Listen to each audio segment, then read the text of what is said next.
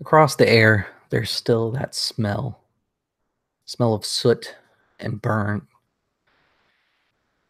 It was a good year, at least until the war.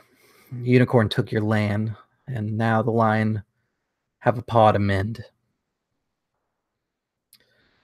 You've gathered your forces and you're at a front rallying point, not too far from the castle that was taken from you. In this forward rallying point, you've set up pretty much the best you could say is a fort. It's no Caillou engineering feat of mastery or anything, but it will do. It'll serve as a launching point, and unfortunately, that means that you will be serving as gate guards for some time. This is the story of the unicorn and the lion and a war that almost changed the empire. First person that we meet is Akodo Takeo. Takeo, could you please introduce yourself? Takeo steps on his home, the land of his home, for the first time in years. He would look up to the sky. The cool fall breeze is starting to come in. The sun is shining down on his face. And he wears this elaborate lacquered armor, a mane of hair, the typical mane that the lion Bushi wear, kind of adorns his head, the wind catching it gently and moving it with the sakura blossoms a scatter across the ground. His hand is at his waist, a katana. He touches it reassuringly before taking a deep breath and stepping in to the city, making his way up towards his family estate. He is young, maybe in his mid-20s, but there is a confidence and a world weariness about him that belies his age. He would keep his head up, his back straight, and as he passed people, he would do his best to ignore their whispers.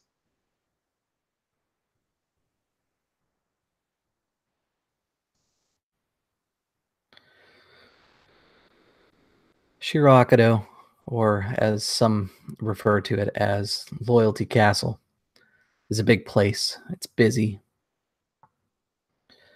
Just outside of those battle lines that I had mentioned. But you're not alone, Takeo. Let's talk about Itagawa no Akodo Oda. So just behind Takao, you hear the sounds of heavy footfalls as a giant of a man adorning Ashigaru armor. You kind of hear the creaking of it as he walks behind, and you see this man with this Mempho mask. It's lion in nature on the face decals, but has these bright red kind of flames, almost like the paint making it seem like it glows. It's just painted so decoratively. He obviously doesn't really show much of his features or anything, but you just see this towering man, 6'8", 6'9", walking kind of solemnly in behind Takeo.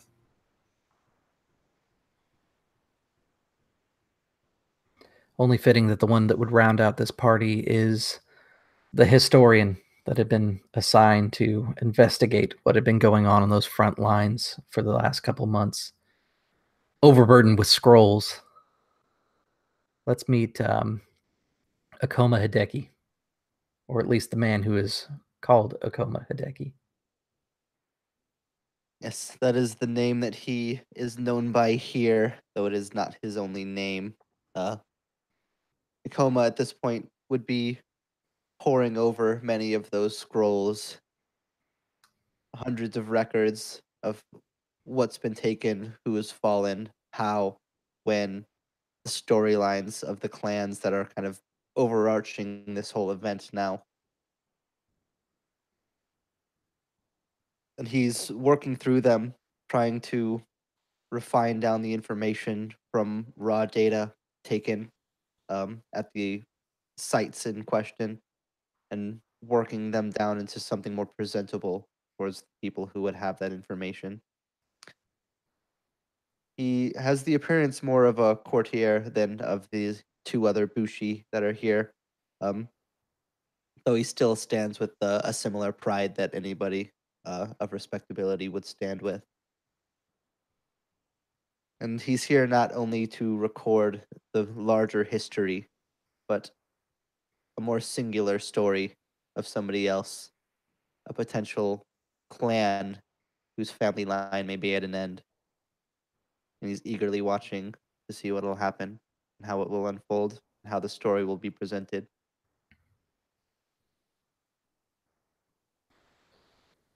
Perfect. It is the time of war now, so you will have to present your chops and your traveling papers as you go up to the gates. It seems quite easy for at least two of you. The man who walks the Ronin path, of course, has to deal with a little bit more investigation, a little bit more inquiries, even if the guards actually know who he is. Tai, it settles on you that these men don't really want a Ronin in their town right now. During a time of war, you know that Ronin typically aren't welcome because they could be on anyone's side. A man that you don't recognize, who is obviously a distant cousin of yours, he carries your name, Akodo, by the first name of Sume. Sume-san says, I'm afraid, Takeo-san, that Loyal Castle is careful about who they allow to visit. I'm sure you've been made aware on your travels that the roads are not safe for anyone. There is war about. I would look him in the eyes. What was his name again, you said? Akodo Sume. Sume? Mhm. I would slowly nod my head, knowing that this is not the time nor the place to question their right to search me or to detain me. But I would kind of like, as I bowed my head, kind of these feelings of number one, anger at like a small amount of anger kind of boiling inside of him, knowing that he should have every right to be here. But he would bow his head and say, I understand. Please search as you will, but know that I carry my father's seal and request to accompany him. Well, Takeo-san, unfortunately, the Scorpion have shown us that seals can be forged. We must be thorough. If it is your father's seal that you carry, then you know the safety that must be ensured to make sure that the family stays safe. There is a small village just outside of the gates. If you were to wait there, I can send word to the castle. Perhaps one of your cousins will come down and collect you. Should take no more than a month. I would look up at him when he says a month, like looking him directly in the eyes. And there's a fierceness there now as I look at him and as this slight disrespect is done to him. Though he may be Ronin, this Sume knows who he is at the same time and the tragedy that's befallen his family. You would make the daimyo wait a month. I will only make the daimyo wait as long as he chooses to wait. I will send word immediately, but these things do take time. And from the letter that I got, did I get that it was of utmost urgency that I attend my father? Yeah, you're not really sure exactly why your father has sent a letter to you. It's been years since he's sent any word to you. Maybe it's because he's heard of what you've done on the battlefield, or maybe it's something else. So I'm gonna look at him, and if it's possible, I would like to use one small vestige of my authority, though it's not really there, to issue sort of a command, like a polite command, to allow one of the two retainers who are with me to go in my stead since they won't detain them. Okay. Is that possible? Yeah, so there's a few things you can actually do here. If you want to play the bureaucracy game, you absolutely can send your Yojimbo ahead or the Akoma historian ahead. Alternatively, you could attempt to kind of deal with the bureaucracy and see if you can figure out something, like basically make a skill roll to get past these guys. Pretty much any of the social skills would be acceptable. I think I think that I would understand, especially now the situation that I'm in, that the bureaucracy game is going to be very, very important. Because like I can't afford to like lose any more face. So I think I'm going to try and issue. Let me see. What does command say specifically for like? So for command, by the way, for anybody watching, this is our first campaign on the channel, so we're going to walk through the rules a little bit. For most of these guys, this is like the second time we've played, so bear with us as we do that. For command, the little short excerpt here says how to assert authority over others, especially of lower status. Your current status is actually higher than this guard. He's an Ashigaru, which is basically a hennin or a normal person, not a noble. It's like a citizen soldier, right? Yeah, he's a citizen soldier. Okay. So I think I'm going to go into this a little bit fiery. Technically, by rights, you can just kill him on the street for being disobedient to someone of the samurai class. Yeah. I'm not going to do that because, like I said, I need to save face. But I think I'm going to like go into this kind of fiery, kind of like put a little bit, not necessarily passion, but I think I'm trying to show that I have the authority here, but I'm being like not necessarily subtle, but like calm about it. Or would that sound like Earth to you?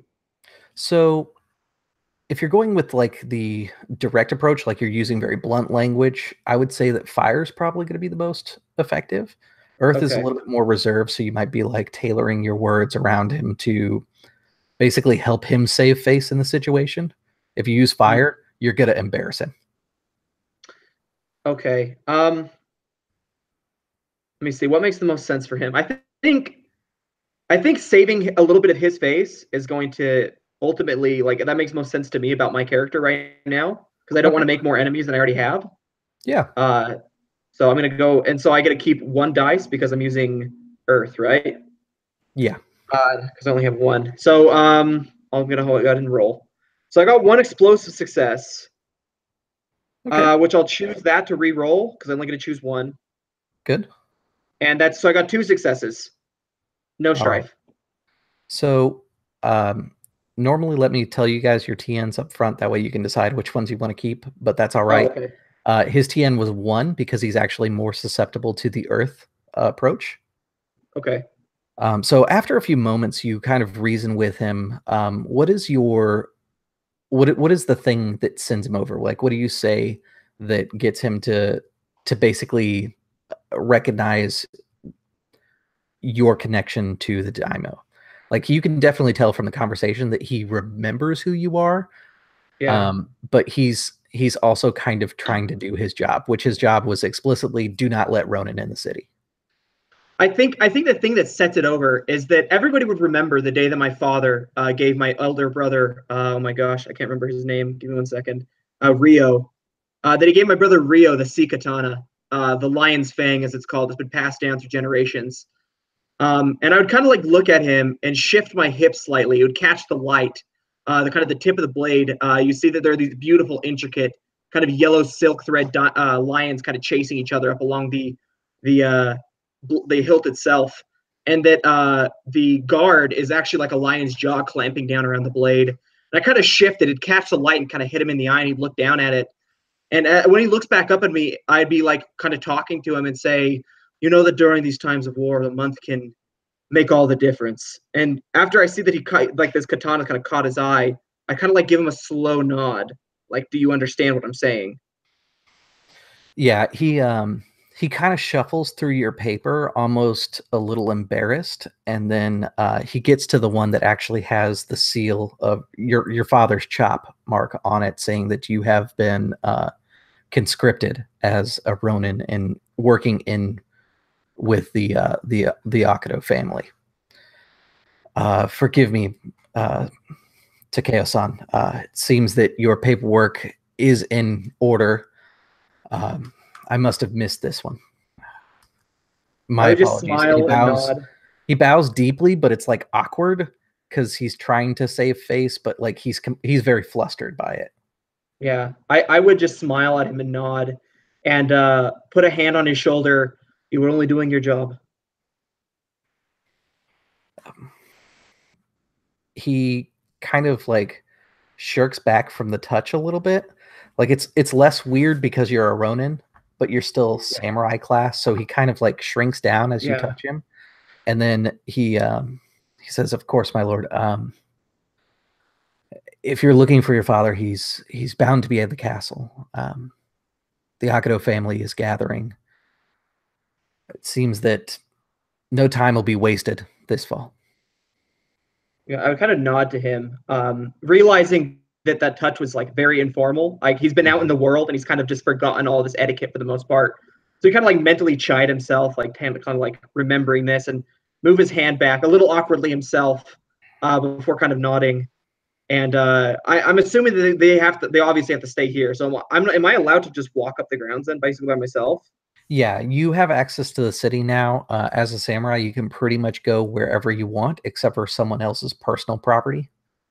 Yeah. You have an invite that will get you into the castle, because now that you're a Ronin, you can't just walk into the castle anymore. You actually have to have documents and papers that say you belong here.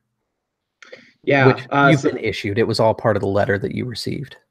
Yeah, okay, perfect. So I kind of just like smile at him one more time and nod, before stepping past him and into the city, and like taking like that, that like initial step when you return home after being gone for like forever. It's like that deep breath, just and like he'd look around and start noticing things that he remembers from his youth. Kind of being out in the gardens basically with his siblings, and playing among the sakura trees, and just like all of these things. He's walking past like the koi pond, etc., and he's kind of making his way up this path, kind of just smiling, which is very, I'm assuming, very emotionally, like a very emotionally outward like expression. Kind of this stillness that the samurai is supposed to have is not there. He's kind of forgotten himself a little bit.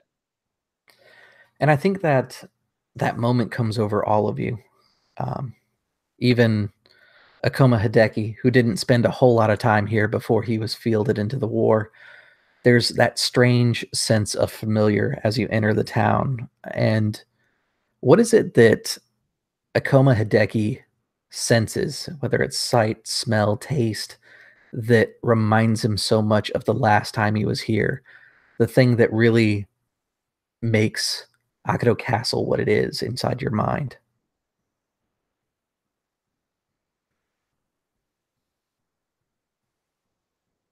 There's a specific way that the crowds here sound. There's a different kind of noise to the way that they speak than you would find in most open public places. It's hard to pin down exactly what it is, if it's a different way of speaking, a different sentence structure or tone of voice that's more pingy, but something about it cuts in a different way than most places do. Um, it's almost overwhelming to people who aren't used to it because of how much more it seems to bombard the ears than the average place does. And what stands out to Itagawa? I think for Itagawa, it's the way people actually look at him.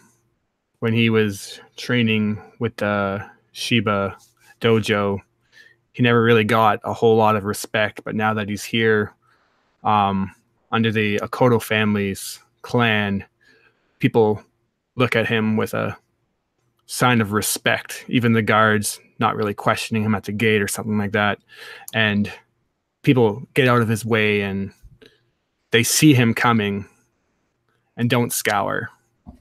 And he's actually thankful that he has his mask on right now, because he too would be smiling, which is something that he would not ever want anyone to see.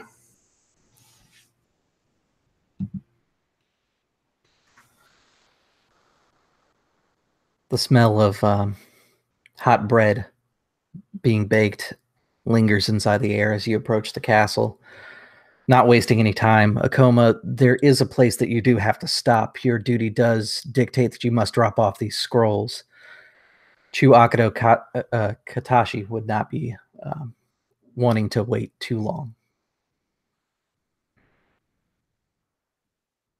Yeah, knowing that there was a specific calling that he had as well, and knowing that the others would probably need to begin the process of visiting their families, he would turn to the others, say, "You'll excuse me, there's business that I must attend to," and I'll kind of motion to the bags of scrolls that he's kept, even motion to one that he's been kind of scribbling on since they've gotten to town. I will meet back up with you at the most convenient time. Perfect. And I think the camera's going to continue to follow Akoma for a little bit here. Akoma, before you go to the Grand Library that's inside the castle here, now it's not the library that you've been seeking to gain access to. It's not the personal Akoma library, but it is a part of it. Is there anything that you'd like to do before you arrive? I assume that you've already tampered with the scrolls and are reporting what you choose to report anyways. Yeah, he's kind of already built most of that in.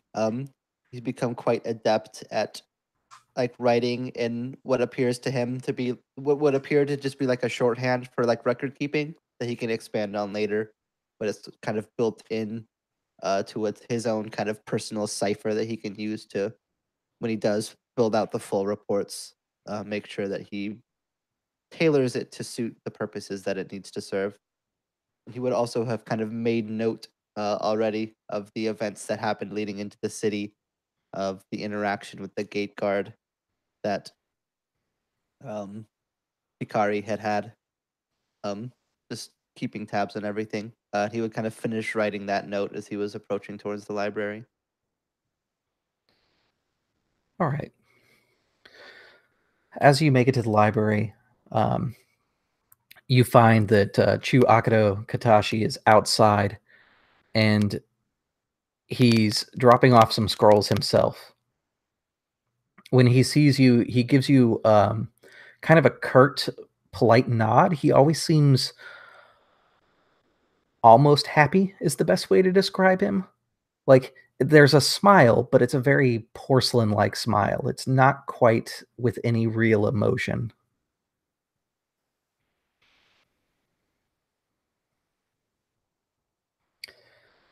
Akoma-san, it is good to see you. I'm glad that the war did not take your life as well. Oh, forgive me. I must be in your way. And he steps outside of the window, but he's staying within earshot of you. The Akoma behind the counter will collect up your scrolls and anything else that you wish to turn over to the library. You know that with a librarian like this, if you want your reports to make it to anything of value, you kind of have to get them to file them in the correct places. The person who runs the library has just as much power to make you famous as he does to just crush your historical notes forever. What I'm getting at here is if you'd like to do a culture check or a government check, both of those would be acceptable here. Culture covers historical trends, and then government covers law, bureaucracy, and stuff like that. Alrighty, I do not have either of those as skills, but if Okay. I can just make a flat ring check, Yeah, I'd be happy to do so. Yeah, let's talk about what the TN is. The TN to do this is going to be it's going to be a 2. However, if you were to use the air approach, he is favorable to that, and he is disfavorable to the water approach. All right, yeah, I think air would be the approach that Hideki would use. I'm seeing for scholar that's analyze. So with an air approach, your TN drops down to a 1. Alrighty.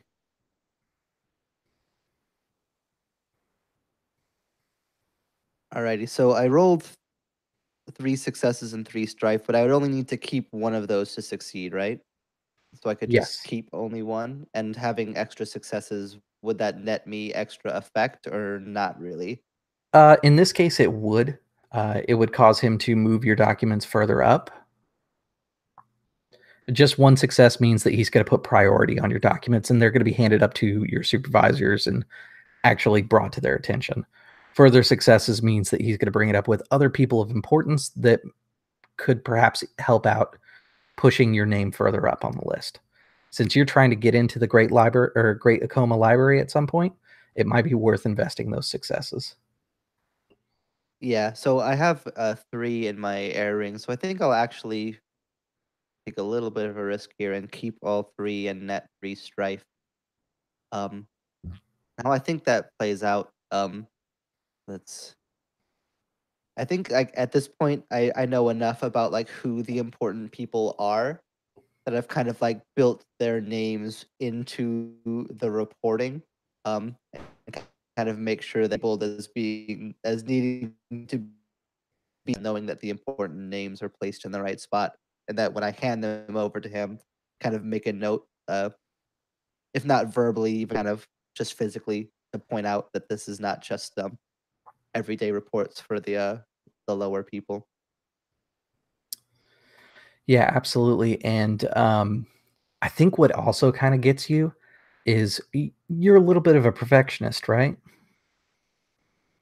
Absolutely. So he takes the scrolls and you handed them to him in a very precise order, and he kind of rearranges them in his hands and then he files them away. They all go to the correct place in the end, but like it's just aggravatingly sloppy is how he's handling your reports. And he turns to you and he says, Akoma-sama, your reports have been filed, and I will make sure that all interested parties will be made aware of them. In fact, I know that Akodo-sama would be very interested in this. And you know that when he says that, he's referring to the Lord Akodo, who's actually in charge here. But the interesting part is he referred to him as Sama, which is not the appropriate name to use. He could be using it disrespectfully, or it could be a mistake. Again, since you guys are new, I'm going to point out some stuff like that as we go along.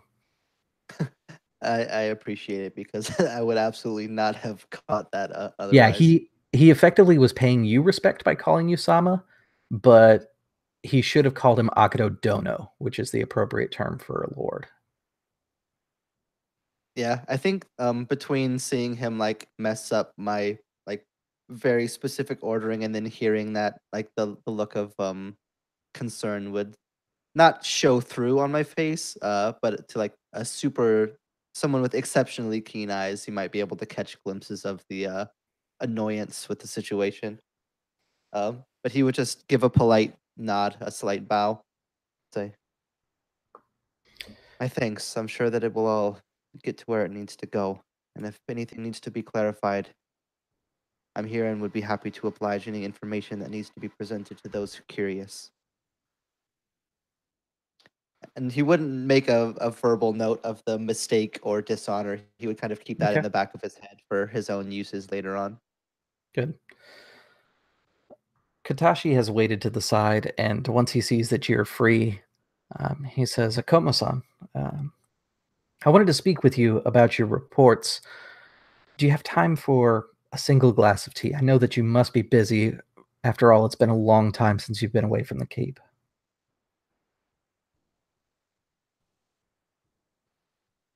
Would there be anything urgently calling me at this point? Well, you know that there's going to be some time that Takeo is going to have to wait before he sees his father. It's kind of a gamble. If you stay too long, you might end up missing parts of the reintroduction, which would be great to notate. historically, but you know that you can roughly guess that he's probably at least going to have about an hour or so of wait.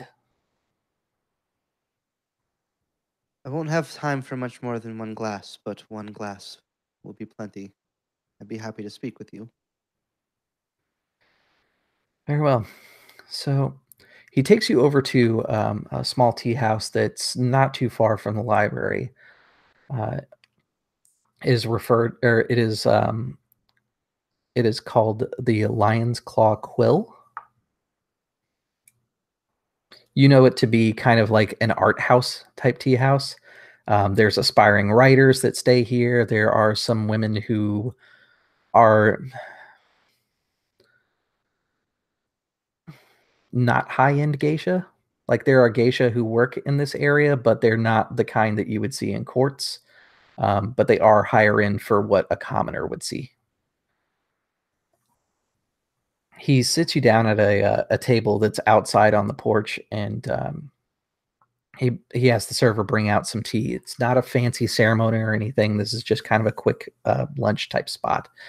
And he says, Akoma, I am interested to hear how my brother is doing. Excuse me, my cousin is doing. From what I understand, he did not die in the battlefield, so that much is... And he kind of hesitates for a moment. Good. And he swallows a drink.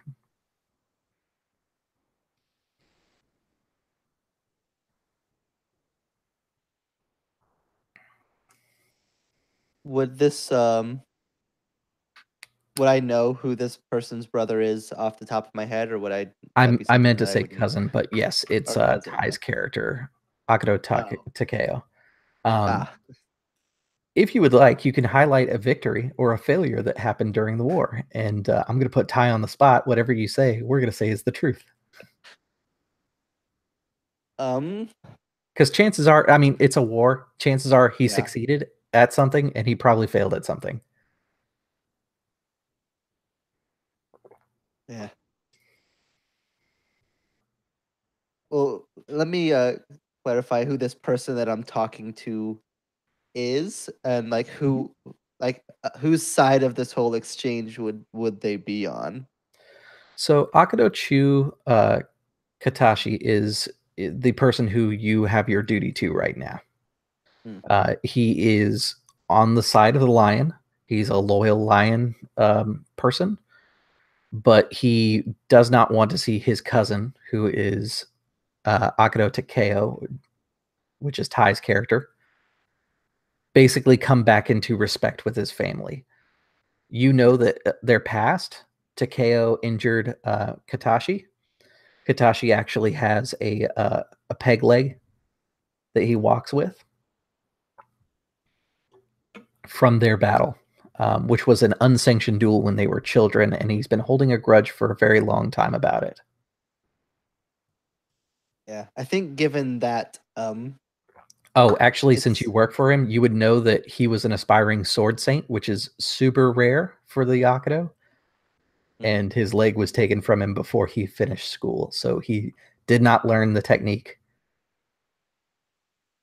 Yeah. I think for right now, I want to stay on the good side of this person. I want to feed him a little bit of what he wants to hear. So I'm going to break out a tale of Pakao's failure. Okay. So go ahead and tell me what was it that Takeo failed at? Like I said, you've got some free reign here. We're going to stick with it, and we're going to say whatever happens in your story is what happened.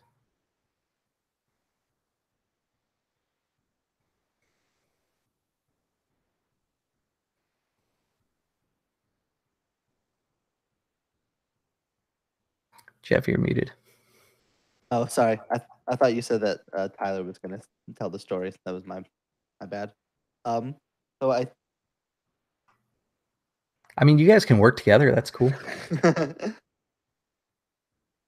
So, given what I might know about Pakao, what would be kind of his like obvious weak point that I could highlight that would like make sense given his personality, even if it's like a little exaggerated?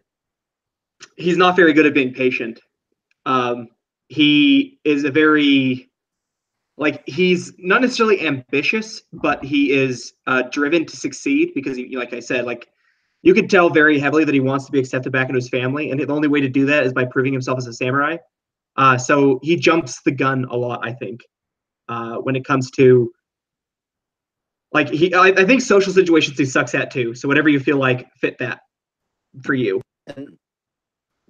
And sorry for the questions before I get into it, but I'm still kind of getting used to it. What would be the way that I would refer to Tyler's character, given that he's a Ronin? Like, what would be like a not like outright disrespectful, but kind of the least possible of respectfulness?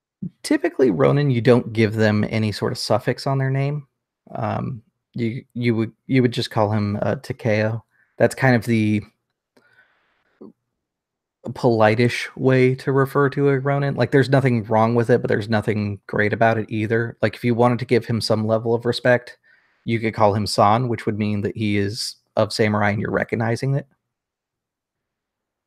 If you wanted to embarrass him, you could refer to him as Chan. Yeah, I think I'll just kind of stick to the straight path.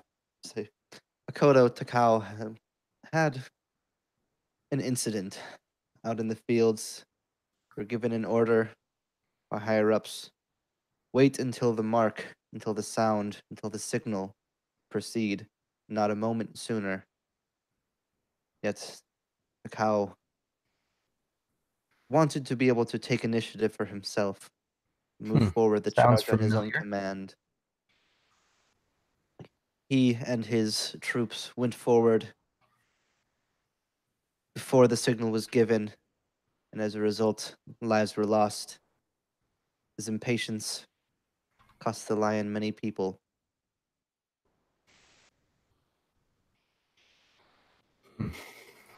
It wouldn't be the first time that he had cost anyone's life.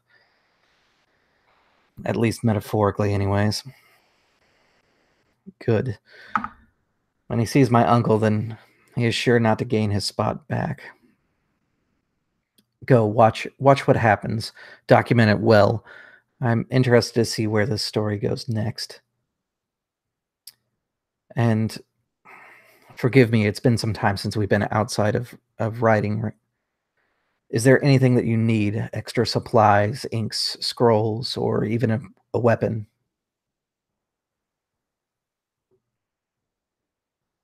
I'm quite well armed for now, but writing supplies, note-taking supplies are always of use.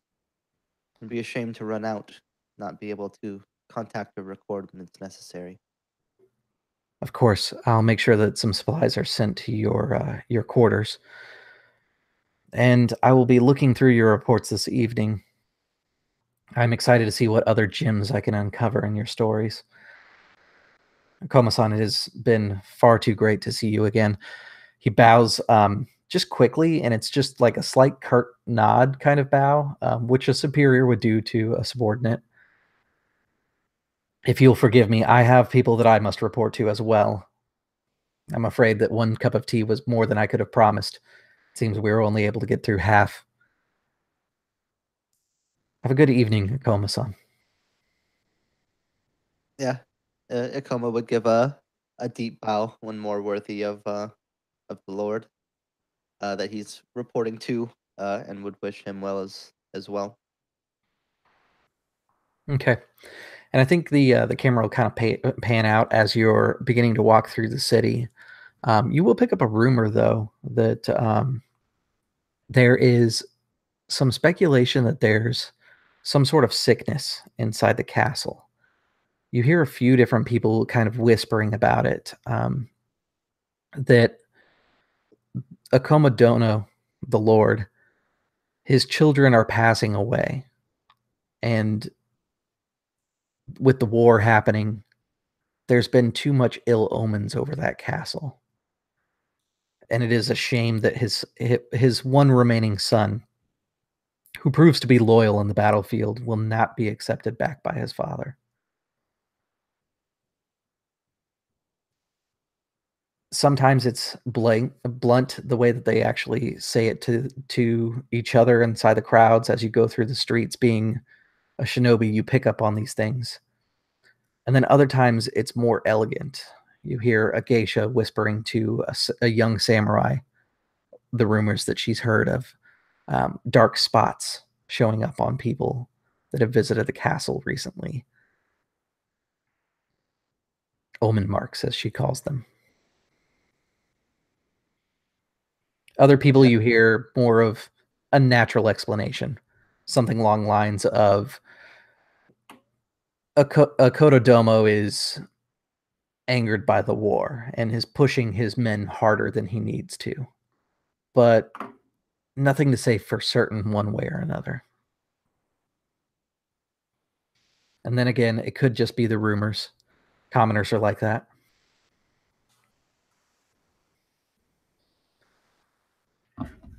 Yeah, Hideki will make no sign of hearing. His face won't change, despite all these rumors that will make their way towards his ears and even his eyes. His abilities going beyond needing to hear words, he can see them on people's lips just as easily as they can be heard. So he picks up more than he lets on, but will take note of it silently. All right, for Itagawa and Akodo, you arrive at Loyalty Castle, and you are met with more bureaucracy. It doesn't take much, though. These men recognize who you are. One of them is an older guard. These are actual samurai that remembers Akodo Takeo as a young child learning to play with boken out in the courtyard with his cousins.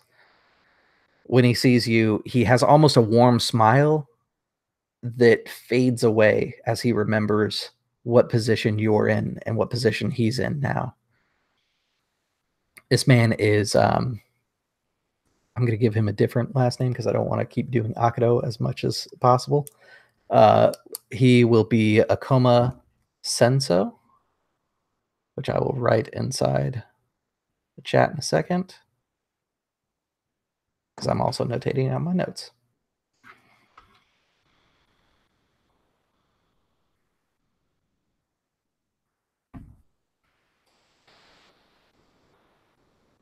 He sees you and he gives you a bow that is lower than what a Ronin should get. It is what you should get as the son of the lord of this castle. Akodo-sama, it is good to see you return. It is good to be back. You said it is a coma? Yes, Akoma Senso. And would it be appropriate? What would be the honorific? Would it be a san, a koma-san, or would it be a koma-sama? San would I feel like be recognizing him as a samurai. It's completely fine for you to use that. Yeah. Because like I'm seeing this like very, very outward display of like respect that I like. Yeah, I definitely giving you like you never left kind of respect. Yeah, and I know I definitely don't deserve it either. So what would be the way that I would show that I appreciate it, but that he doesn't need to put himself at risk? It would be something like gesturing to him and say, "There's no need for you to bow as low or as deep, I should say." And then kind of like reassuring him, saying, "Hey, I'm just a Ronin now. It's okay. You don't have to treat me like that." So I would look at him as he does this bow, and I realize that I'm still smiling, and my smile would kind of fade away. Akoma-san, there's no need for this. My honor is broken. You do not need to show me these formalities, though I appreciate the gesture. And I would bow my head to him as what is appropriate, showing deference to him as a full samurai. Okay. So he rises up to meet your bow at the same height. And then as you both stand, he looks to your Yojimbo and says, "Itagawa no Akodo Odo, is it?" I would just nod. Yes. Oda-san, you have my eternal gratitude. Takeo-san, and he kind of like hesitates to call you that, was once my charge. It is with humbled actions that he was able to become your charge. I'm sure that you've done more in one season with him on a battlefield than I was ever able to do. It is my thanks that you are able to bring him home. I will inform your father that you've arrived. Unfortunately, it's not under the best circumstances.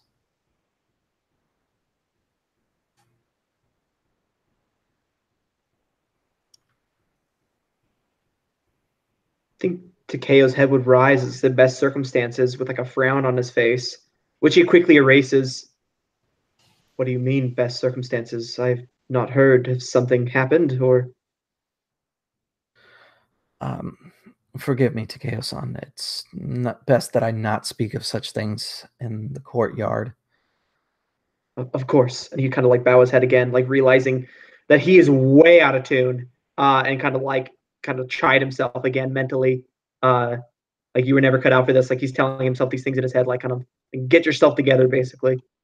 What I'd like you to do is I'd like you to take 2 points of strain. There's a lot of social faux pas that are being done at the moment, and I think the mental stress of that is getting to you. 2 points of strain, you said? You mean sorry, strife? not strain. I'm sorry, strife. I'm using a Genesis word that I shouldn't be using. Okay, cool. Yeah, I noted those down. Okay. He'll bring you from the courtyard into a receiving room and close up the shoji walls around you. They're little rice paper walls, but they do afford you some form of privacy. You're inside one of the interior buildings.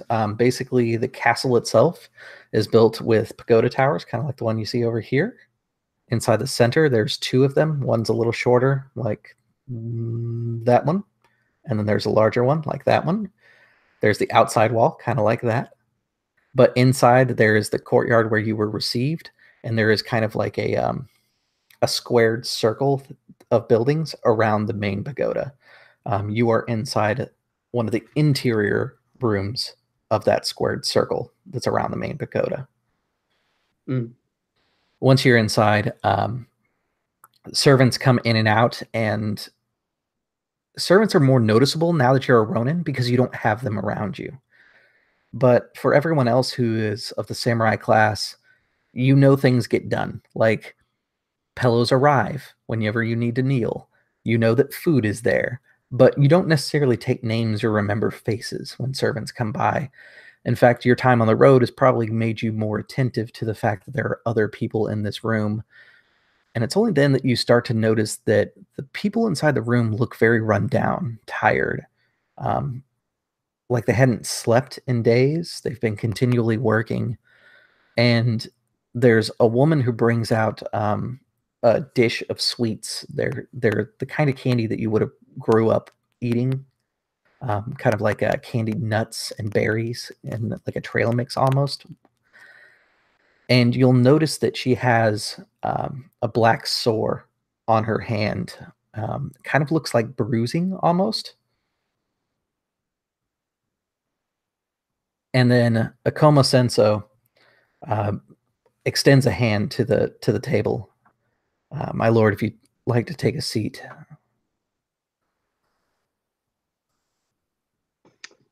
Yeah, proper seating with seiza, right? That's what you'd kind of like sit around a table like this for, or yeah, this is a little kneeling table. Yeah, chibudai or something like that. Yeah, so he kind of like kneel down on one of these pillows, kind of like nodding to Akoma, thanks, and like he'd watch this woman go, this sore on her hand, and kind of like have this like puzzled expression on his face.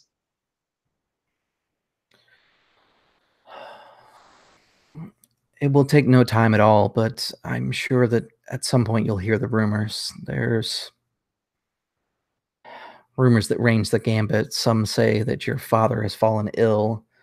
Others say that there is some sort of curse on the castle.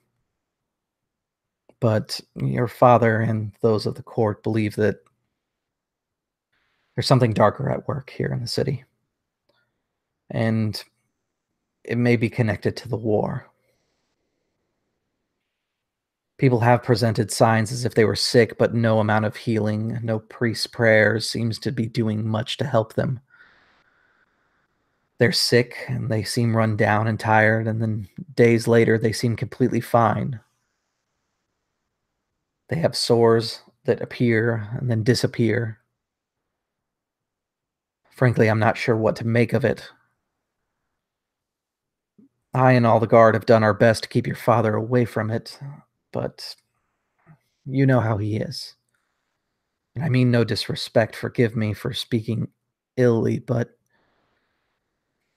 he does not want to see his people hurt. And I'm afraid that he will be next that contracts this sickness. I would like look at him and like slowly nod. Akodo Dono always was one to care for his people. It is one of his best traits, in my opinion. I do not know what to make of this. In my travels, I've been like all over Rokugan, I'm sure. Would I have heard anything when I like traveled through Crablands? Like, would this have been something that I ever heard of? Like these black marks? Yeah, give me a theology check. Ooh, I don't know how good I am at theology. Recall information. That's an Earth approach. Okay, so theology, Earth. Oh, this is not looking good already. Ooh, okay. Trust me, I made plenty of those kinds of rolls in your game.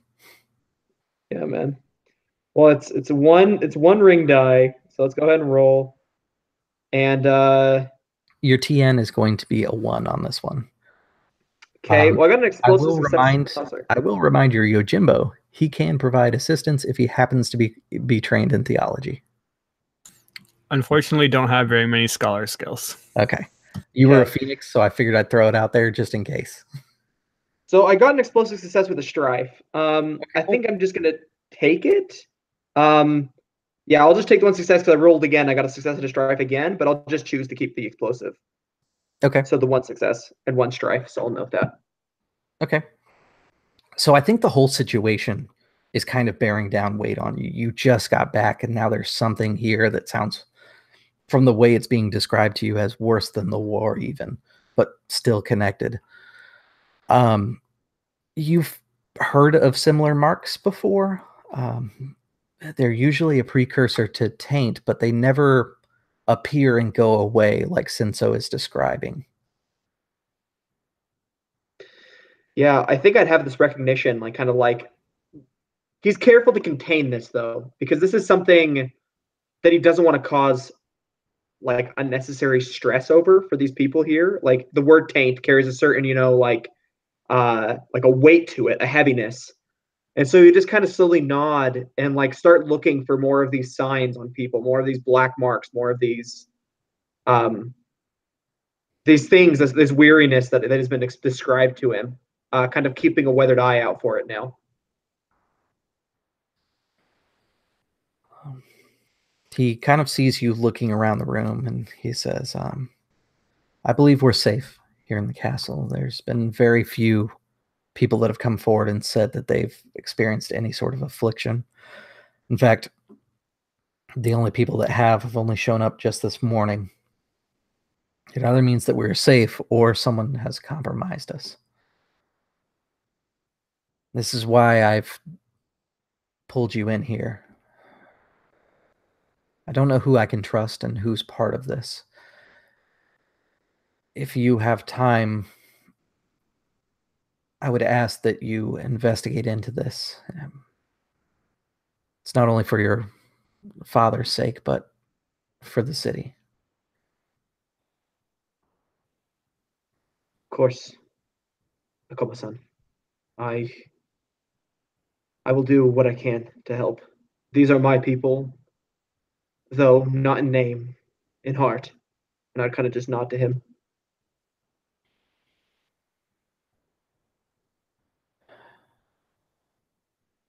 Mitsuo is here. I'm sure he he'll would be look happy up. to see His you. eyes would snap up and look at him, like because like he thought that both of his brothers were dead. Like he didn't know that anyone had made it out, and he'd look at him like, what?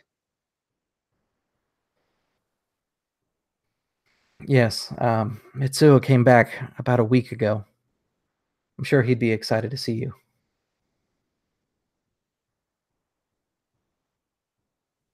I'm not over my strife limit, but I'm gonna unmask here. Okay. My unmasking is generally outbursts, frank outbursts, and kind of the demeanor would just drop like this. Like it's almost like he's wearing a mempo. Like this is not who he is. Like all this formality and all this, because he's used to living on the road now, where none of this really matters. And that would just fall away, like wiping a slate clean, and just he would like this outburst, like almost a yell. Mitsuo's okay. What happened? How did he come? Where is he? Where's he now? What about Rio? I am not sure what's going on, or I'm not sure what has happened with Rio. From my understanding, he is dead, but Mitsuo came back to us a week ago. I wouldn't say he is the same or okay. In fact, it's my hope that you here will bring him back to what he once was. Of course. And he kind of likes trying to pull himself together. I think that you would see that kind of like after hearing all this news and like believing that all this stuff had happened, he would actually like kind of like a tear would kind of drip down his face, kind of like wipe it away really fast before looking down and bowing his head so it couldn't be seen. You know that during a time of war, things like this happen. People are called dead, and then suddenly they show up later on. So this wouldn't be terribly unheard of. But Senso tells you it'll be a little bit of time before your father is able to see you. Forgive me, we're on proper grounds now. I shouldn't speak so frankly. Before Akodo Dono is able to see you. Mitsuo spends his afternoons in the garden underneath the sakura tree. You remember the one you used to train under? Of course, yes. Don't expect much. He's changed, but maybe you'll get him to talk more than I have been able to.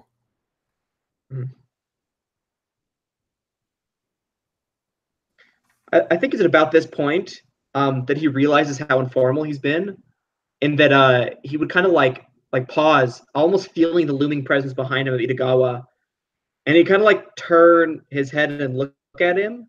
And I'm sure that Itagawa saw this display, and it's just, what is Itagawa doing? What does he think right now? So I think what actually makes you snap out of it is you physically hear Itagawa kind of cringing, like his armor is creaking as he sees you having these continual outbursts. You don't see any emotion on his face because he has the mempo on, but you just see this like lion mask with this dead, like gaping stare, like staring directly at you. And he's just kind of sitting there like almost cringing. Yeah, I think it turns into a cringe fest where you're cringing at him and then he kind of cringes internally and kind of like clasps and unclasps his fist and kind of bows his head, like knowing like what he just did, and kind of just like, again, this chiding. It's almost like a second voice inside of him that is always just telling him that he is a failure and that he's going to keep messing up constantly. And so he kind of just like bows his head and just nods to Senso, to Ikoma sensei, not sensei, Ikoma-san. Do we have permission to roam the grounds as we see fit, or should we stay here? Will he be here soon? Akodo Dono. Akodo Dono is busy. He is finishing his day's activities in the court. He has judgments to pass today. But I suspect that in an hour or so, he should be ready for you. No later than the hour of the dog. Which is late evening, by the way. Yeah. Takeo would kind of nod to this.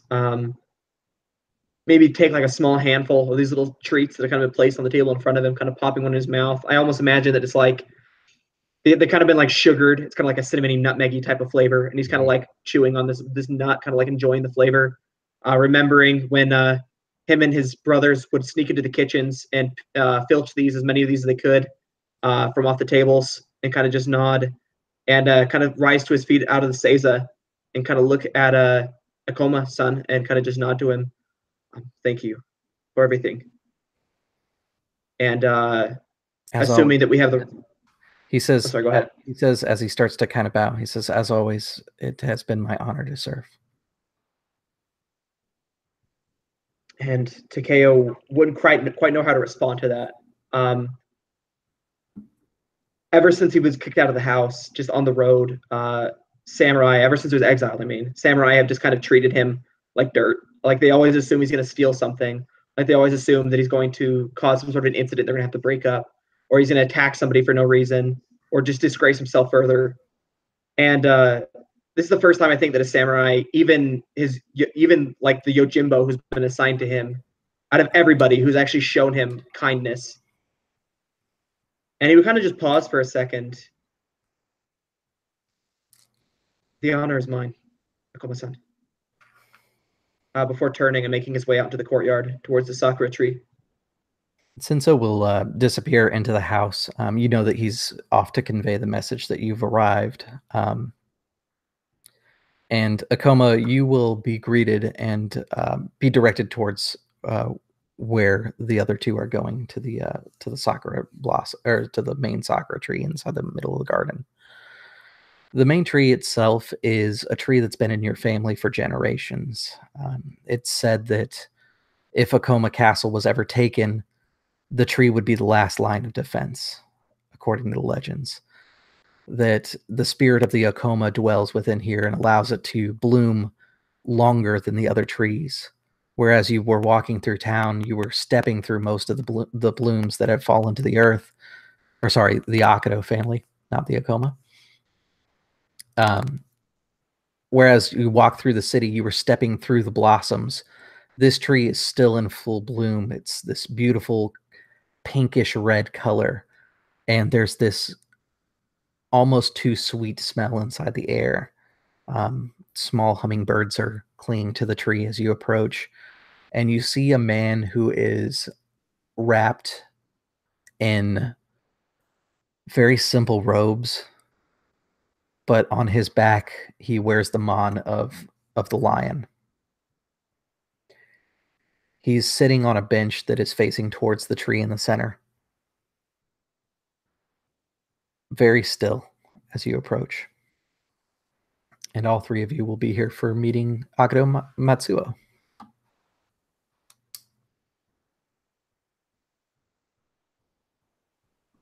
I would kind of eye Hideki Ikoma-san, as he kind of approaches and kind of like nod to him, kind of saying that he's rejoined us after delivering his scrolls.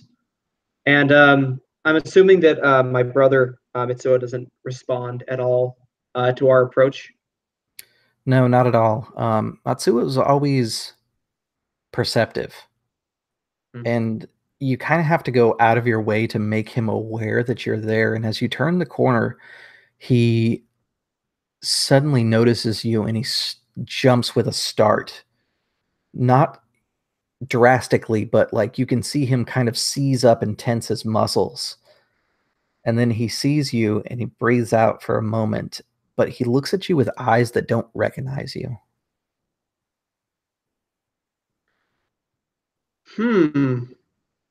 Interesting.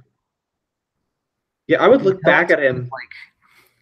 The best way to describe it is like, it's almost like you startled a horse who suddenly realized you're not a threat. Yeah, I would look at him, and I'd look at the like how easily he startled, and I'd look back at my Yojimbo. I'd look back at Itagawa, and I kind of like give him a look, kind of like raise a hand, like kind of like just like, you know, like maybe stay here. You might startle him even more. And I'd kind of take like a few tentative steps towards him. Like kind of like have my hands up, like.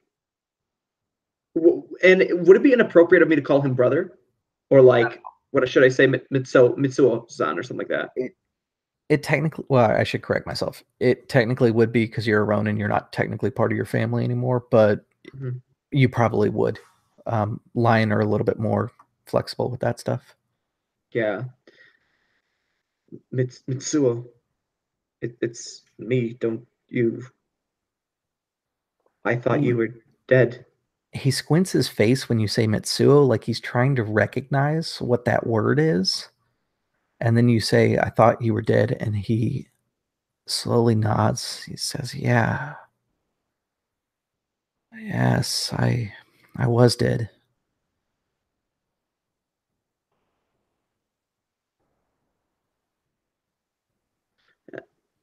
And I think in an attempt to make this a little bit more familiar, he would reach up and kind of pull off this helmet, this lion mane helmet, this lacquered armor, and kind of like pull it down and set it on the ground, or like hold it under one arm, I guess, because it's probably disrespectful to put the mane on the ground.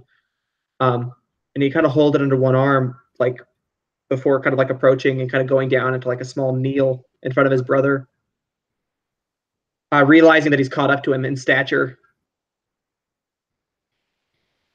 Yeah, Matsuo like watches you go to the kneel, and he seems very quizzical about it. And he says, "I'm sorry, I don't recognize you. The only thing I recognize is the only thing that I hold true anymore."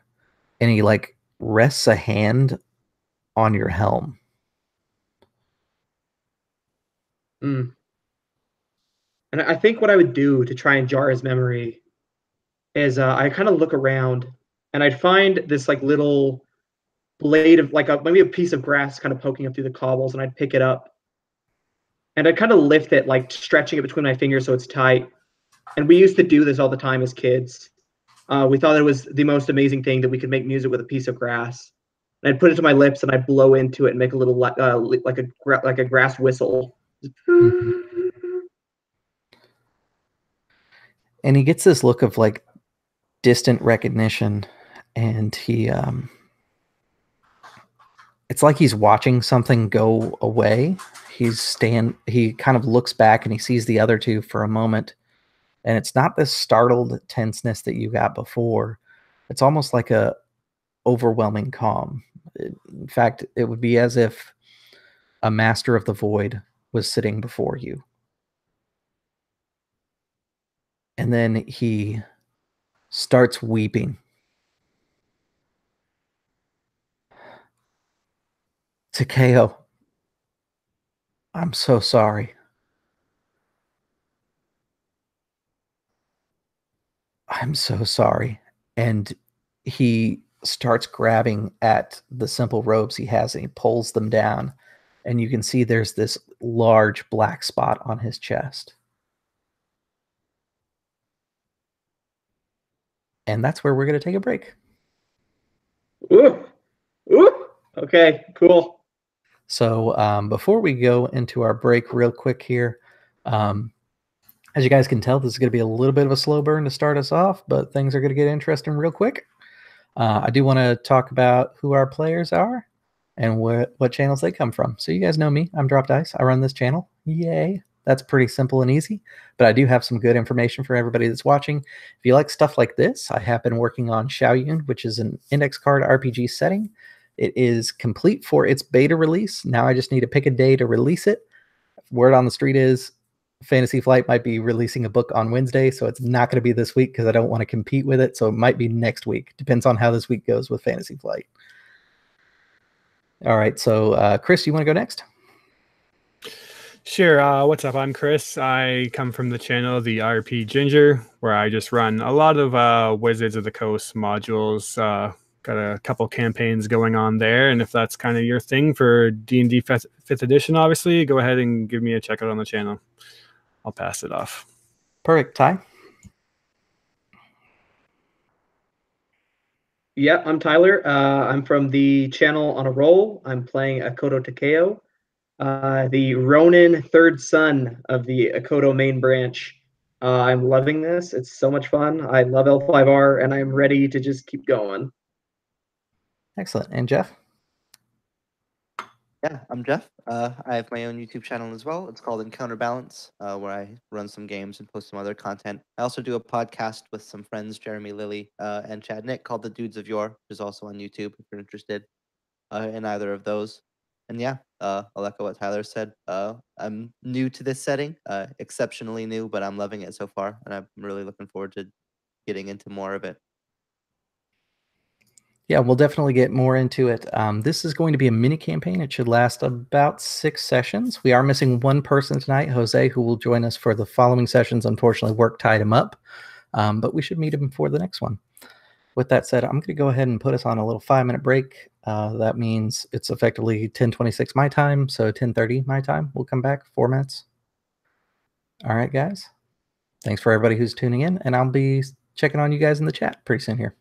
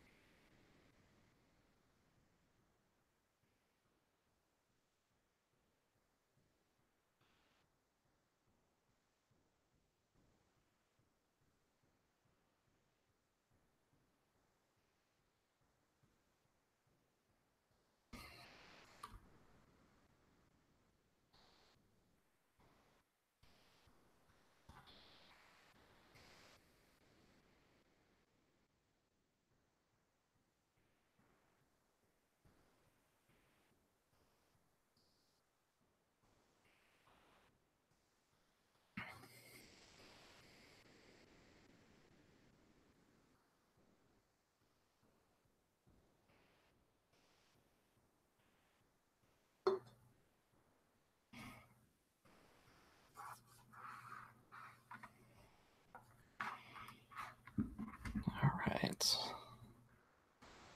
Now to get a few things ready.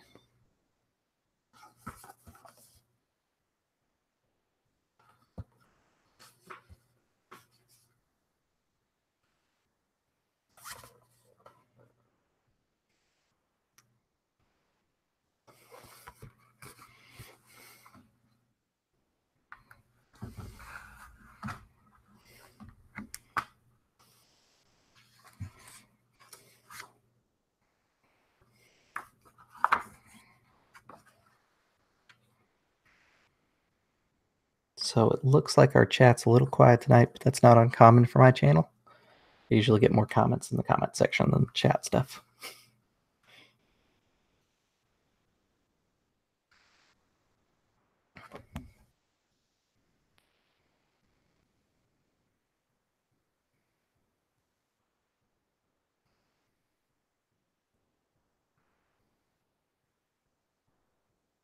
The prodigal son returns. Dude, you threw a curveball at me there, man. I didn't know Mitsuo was alive. Holy cow. I didn't want to for this story to have the effect, like I didn't want to tell you ahead of time. No, dude, for sure, man. Interesting. Very interesting.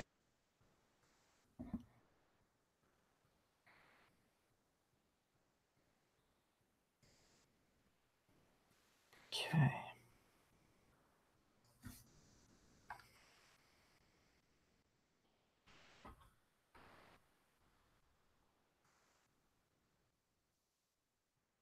So I am posting the intrigue page number here for you guys because we're going to be going into one. And since we're all fairly new at the rules here, I just want to make sure that we all have it handy around. Oh, baby, my first intrigue. Yeah, like I said, we'll do a little bit of a slow burn on this one. I like it. Just getting So my into the goal game. is for the campaign is for us to go through each one of these types of conflicts inside the book just to try out all the rules. Oh man, are we doing a mass combat too? Yeah, that's the whole point of this one. We're gonna have a mass Dude, combat. I'm so down. That's gonna be so fun. With the way that he described it leading up towards the change of season to war, I'm guessing that'll be a bit further down the road.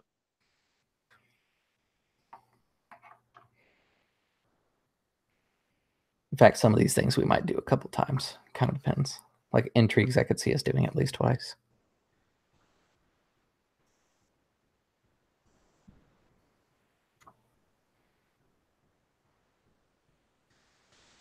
I am ready and I am willing to mess it up.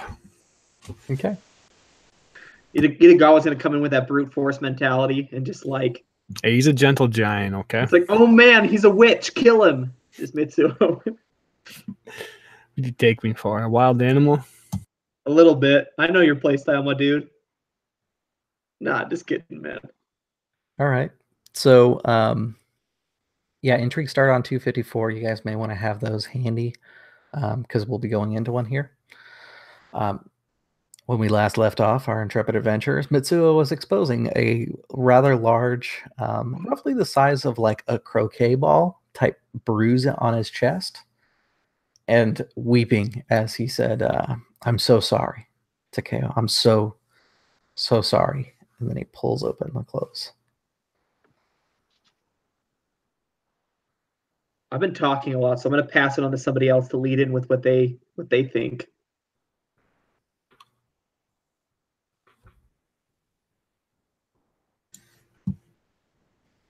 I will look to Hideki and see if he is basically witnessing what I'm witnessing. Now, even though I don't have any theology, Chris, I'm assuming that like pretty much everyone would recognize at least that for what it could be.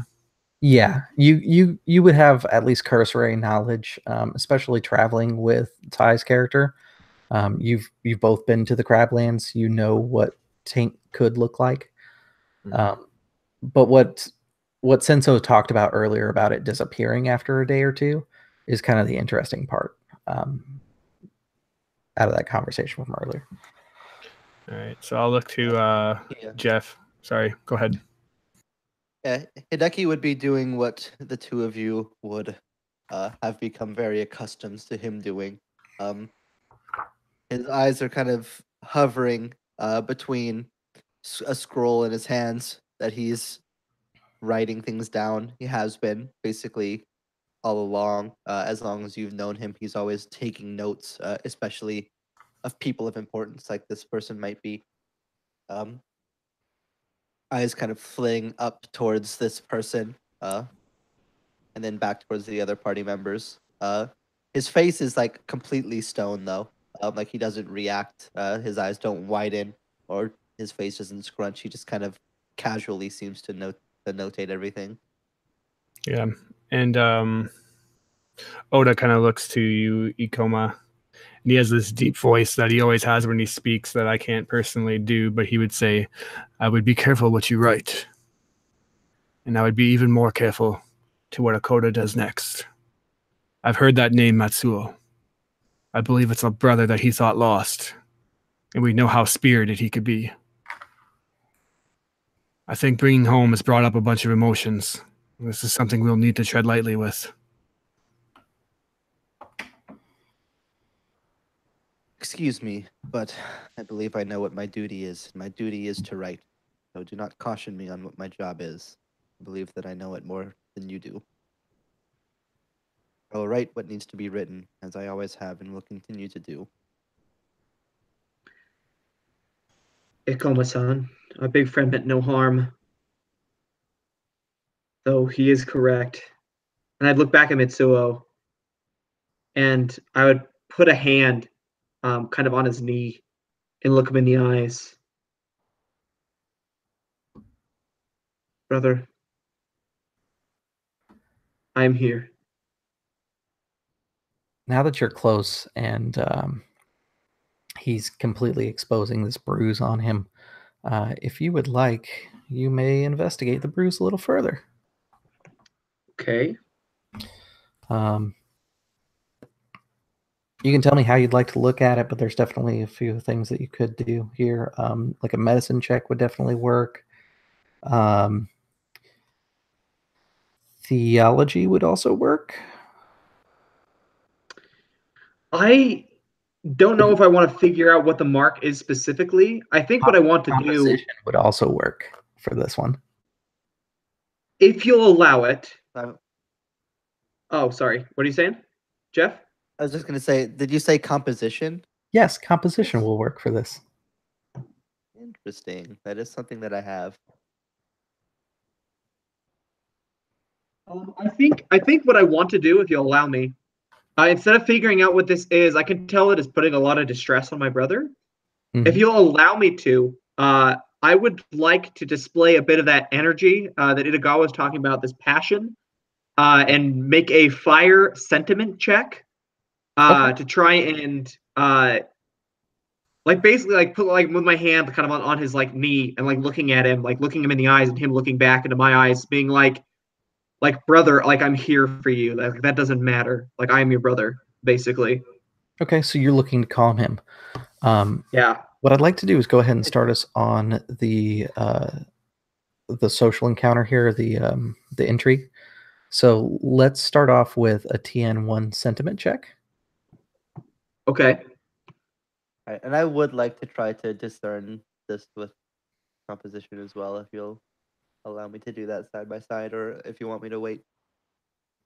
Because he surprised you guys, it's going to be against your vigilance, not your focus. But against my vigilance, not my focus. Yeah, because basically he was like, hey, look at this taint mark on my chest, and that's how we started the conversation. Yeah. Can you So remind me I'm the gonna start. specifics of But the good news is, if initiative you look again? on page 329, you can see Uh-huh. examples of what you can use for your initiative checks. And if you're using fire, like you just mentioned, you can actually use your vigilance, or sorry, use your focus instead of your vigilance. So you mentioned composition for this one. What sort of approach do you think would make the most sense given the situation? I'm not exactly sure how composition relates, so I don't know what would be the best. So composition is literary poetry, and it also does refer to like paintings and such. This is kind of like composition on like a painting type of piece of art.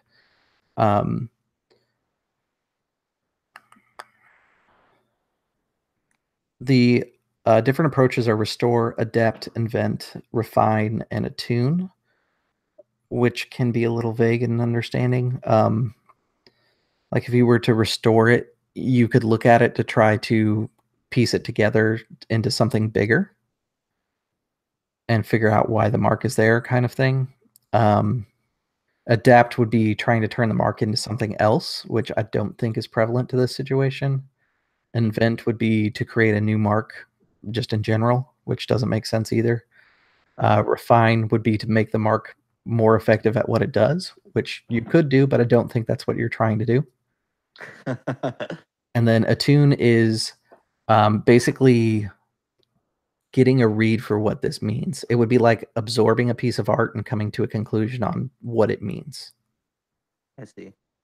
So I think the logical options for you here is restore to try and figure out what's going on, which would be an earth approach, or attune, which is a void approach.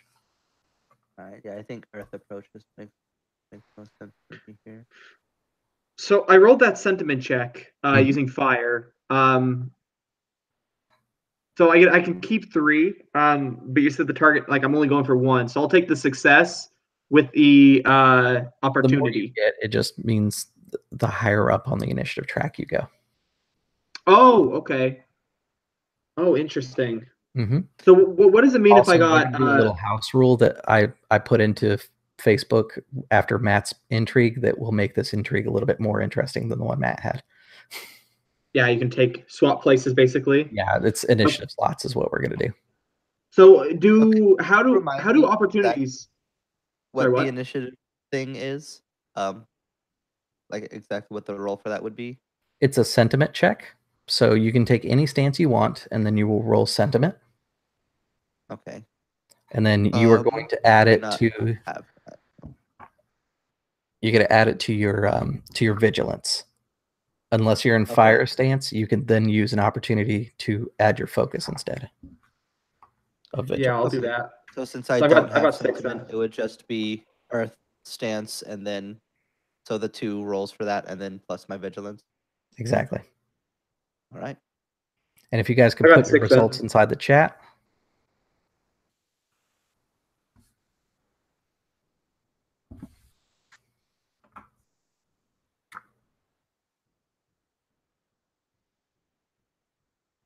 Okay. It looks like, Chris, you've got one opportunity you'd like to use, and you were in Earth stance. So what you were able to do is during the initiative check, you choose one other character's disadvantage that you know. They do not apply this disadvantage to their checks in the scene. So now, is a disadvantage like an actual statistical thing, or can I just say that I know Takeo is emotional being, and I don't want him to get too heated? So what it is on your character sheets, you guys have advantages, disadvantages, anxieties, and passions. Okay. Disadvantages and anxieties can be countered with this. So one of the ones that, for example, Takeo has is, let me just look at it here. Sorry, adversities and anxieties is what they're called. I have Scorn of Akodo. He has Scorn of Akodo, which if you use that, it's gonna just to kind of look at the 2 options that are here. That's gonna really ease this conversation, because right now his brother is gonna come out pretty hostile to him. Like he's weeping and stuff, but he's gonna go through an emotional swing. Absolutely. What's the other one? The other one is Dark Secret. Okay, let's do the scoring then. Okay. So I'm going to give him, let's see here, 2 initiative slots. And the way it's going to go is you, me, you, and me. These are interchangeable. You guys can choose whoever's going to be the captain of the ship for each turn and make a roll. Unlike in Star Wars, I'm not going to make sure that every single person participates, because some of you may choose not to participate. However, if you choose not to participate, you may still want to take an initiative slot and say that you're aiming. That way you get a better roll on your next turn. And I say aiming in air quotes. Basically, you're listening to the conversation to make a better point in the following turn. And then if you go to page 257, you can see the different intrigue-specific actions. Some of you have strife, so calming breath might be a good one for you if you have nothing better to do as well. So it's going to start with you guys. I'm going to say that probably Ty should probably have the first slot since he was kind of moving towards doing a sentiment roll to calm his brother. Unless you guys have anything you want to object to that with. We have the first 2 slots, so I think Yep. I'd like to have one of those. I don't care if it's before or after Ty, though. And now I'm fairly unfamiliar with this. Is like speaking to each other still a free action, or is now that we're in a social encounter, every time we speak has to be initiative? No, I'm not going to hold you to initiative. Basically, when we're in that slot, only one of you gets to make a skill roll, and then we go to the next slot. Because I still want this to be narrative and flowing like a conversation would. Yeah. So I would step forth and just remind Takeo to keep your nerves calm. It's more important than ever now that you are stoic in this time in front of your family. Remember what your giri is. Is that your duty? Yes. Yeah. And then I'll just kind of stand back and trust him to handle the situation. Yeah, so with this revelation and kind of hearing this, I would and he's revealed this mark to me. I'm going to use a persuade action, if you'll allow me to make a. I'm kind of like being not necessarily. I'm being like gentle with it. But I'm going to remind my brother that we are in an open setting, kind of using not like a command, I think, to like kind of like calm down. Like there's nothing wrong. Like let's talk. You don't have to, openly demonstrate this. Like I am here and I am listening, essentially. Yeah, I think a sincerity would be what you're shooting for. Sincerity. Okay. What which skill is that under? Or sorry, I'm not sincerity. They call it sentiment in this version. Oh, okay. So would that be like a sentiment water, do you think? Yeah, you're trying to shift his mood. So yeah, I think water's a good approach to have. Okay. Oh wow. Okay. So I can keep 3 because I've got a water ring of 3. So I'll take the exploding success with the strife, another success, and then I'll just keep those 2 and I'll re-roll the exploding. And so that's 3 successes, 1 strife. Okay. He clutches at you and he pulls you close and he says to you, of course, but there's like this moment where it felt like a wave was about to crash on you. And then it suddenly stopped. And he says, of course, there's so much to tell you. It is still your guys' initiative. We're on slot number 2 now. There's so much to tell you. I don't even know where to begin. Yeah, as he's saying this, I'd kind of like adjust his robe closed and like put a hand on the side of his head, kind of like this kinship. I'm showing this kinship, this brotherhood, and like looking him in the eyes and making him look me in the eyes. And I think that now that he's looking at me and he sees how much I've grown up, like I think it's probably been like 6-7 years since I've last seen him. He would see kind of like the stubble, like the gray, like not like the gray, but like kind of like the black signs, the shadow of a beard that's kind of growing in that he didn't have this before. And he'd see like these tired eyes that are kind of like on the side of his head, like that are like not the side of his head, but that are looking at him with his hand on the side of his head. And he'd look him in the eyes to kind of calm him down a little bit. And yeah, so. What was your success on that roll? I'm sorry. You had I got 3 successes, 1 strife. Okay. I'm just. So I think the strife is just kind of like you said, like he thinks he's coming home. He's expecting a homecoming, and then next thing he knows, it's like this like you said, a wave is kind of crashing down on him. Like, okay, there's trouble at home too. Like I shouldn't have been expecting the welcome mat. Okay. So basically, when you guys get successes, it's going to bring down his composure. So once he gets down to the lowest point of his composure, he's going to break his mask and you'll accomplish you'll succeed in the intrigue. It's kind of like winning a battle. Intrigues are a little bit more fluid in what their goals are, though. So when we get to the end, he's going to spill whatever beans he's still holding on to, and he may end up doing something extra depending on how well you guys are successful at this. Yeah, as Akoma is watching this conversation take place, just before this Matsuo's robes are like closed, um, he'll have like kind of sketched on his notepad this blotch, this spot that he's seen, so that he doesn't forget what it looks like. He's trying to kind of pour through in his mind and characterize it in terms of the greater knowledge that he might have. So I think I would like to take you up on that composition roll as like I guess it would be a unique action. Yeah, I think Void's probably going to be the best one for how you're describing it.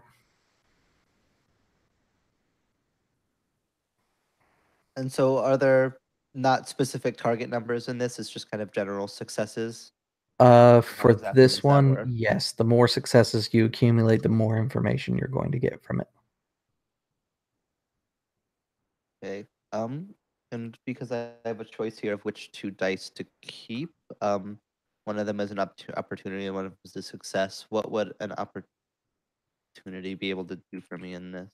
So on 328, we have our opportunities.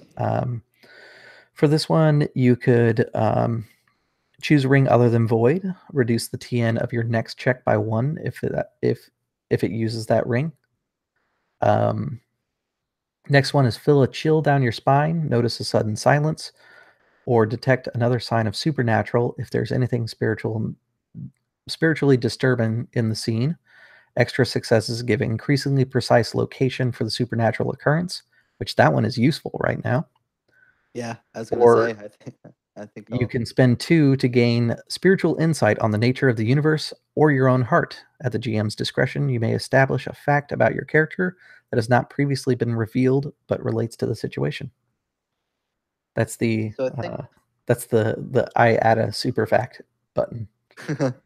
yeah, I do not have two opportunities, unfortunately.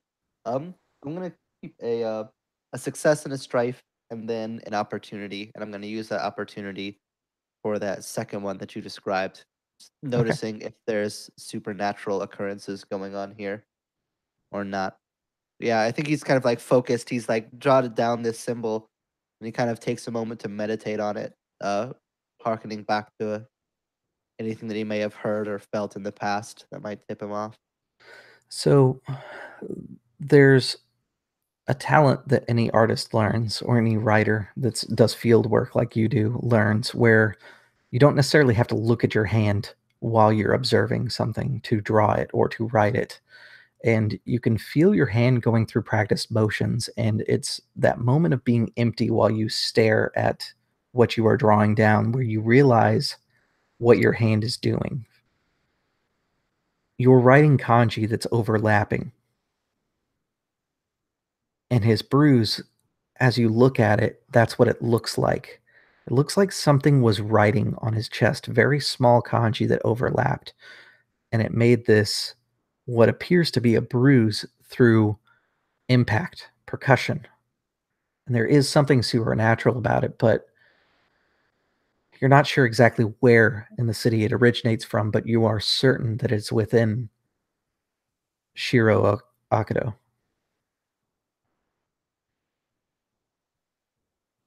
Yeah, I think I just kind of take a moment as like the subconscious knowledge of it kind of seeps upwards into my full understanding.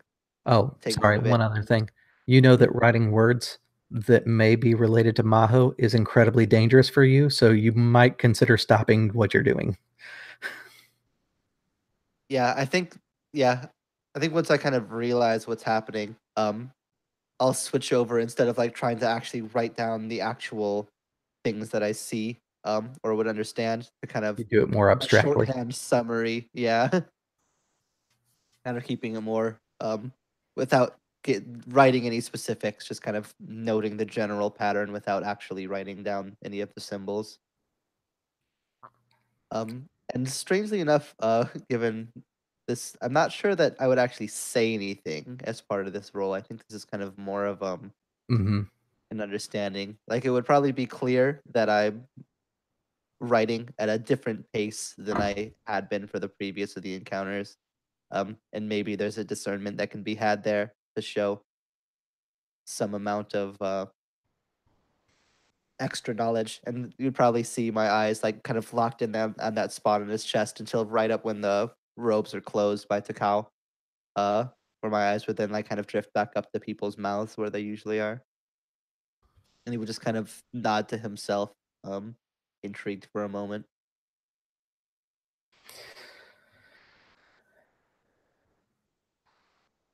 Sato looks to Takeo and he says, I'm so sorry. I couldn't help it. I was driven here, pushed. I think I'm at fault. He is attempting a sincerity on you. He wants to convince really Takeo that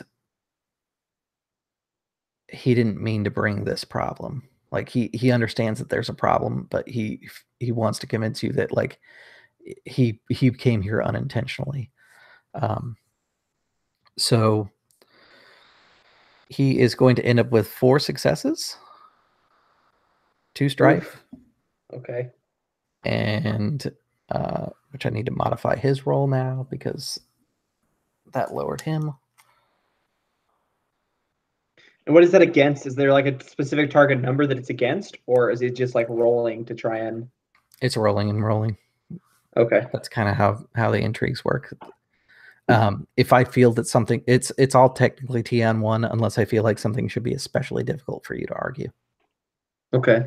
Cool. Like if he was telling you blatant lies and trying to deceive you, like that would probably be a higher TN. Yeah. Okay. And then since he was rolling with Void, let's see here.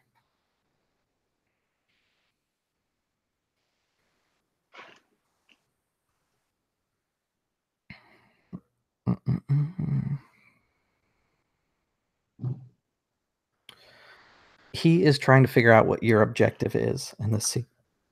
What are you trying to get from him?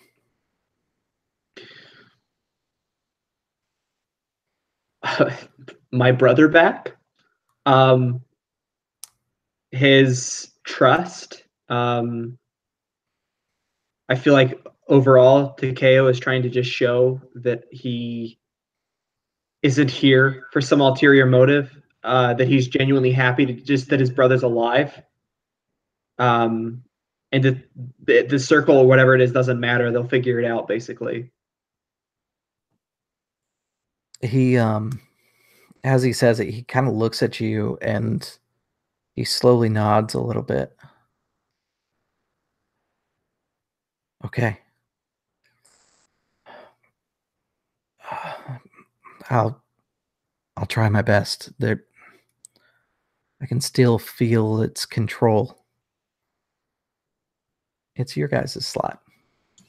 I think I'd like to jump in if I could. Mm-hmm. And what I'm going to do is begin to introduce myself. Now, when there's 2 Akodos, how would I differentiate between the 2 of them? Typically, their first names. I'd say Matsuo-san. My name is Itigawa no Akodo Oda. I am the Yojimbo of your brother, and the one who has been tasked with seeing that he restores his honor. You need not apologize. And what I'm going to start to do is reason with courtesy and start to show him respect and remind him that he is of the Akodo family and that he does not need to be sorry for being here. And I'll kind of bow down on my knees. And can I do like a courtesy check with a reasoning approach? Yeah, you absolutely can. That would be Earth courtesy. Yeah. All and right. TN, of course, it's going to be 1. All right. Let's see if I can get my app to work here. There we go. And do I have to? How many do I have to choose, or is there a certain amount? No, you have to minimally keep 1 whenever you roll. Okay. I will keep But you can keep up to your ring. I'll keep 3 and generate 2 strife from that, as I see that they're both kind of really being emotional here. It begins to stress me, and wondering if I can actually contain Takeo's composure myself. And I begin to kind of nervously twitch as I drop down to my knees and remind him of his station and who his brother is, and tell him that he is where he needs to be. And if there is someone that can fix it, it will be in the Shiro Akodo. And I got 3 successes. Okay. With 3 successes, you can hear his breath start to kind of even out. And he says, yes, I'll tell you everything that I can.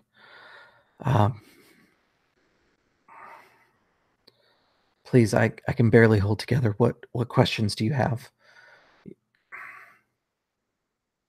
He's going to command you to basically push him. It's kind of a weird way to put it, but like he's under the effects of a spell, so this is kind of the best way he can communicate with you.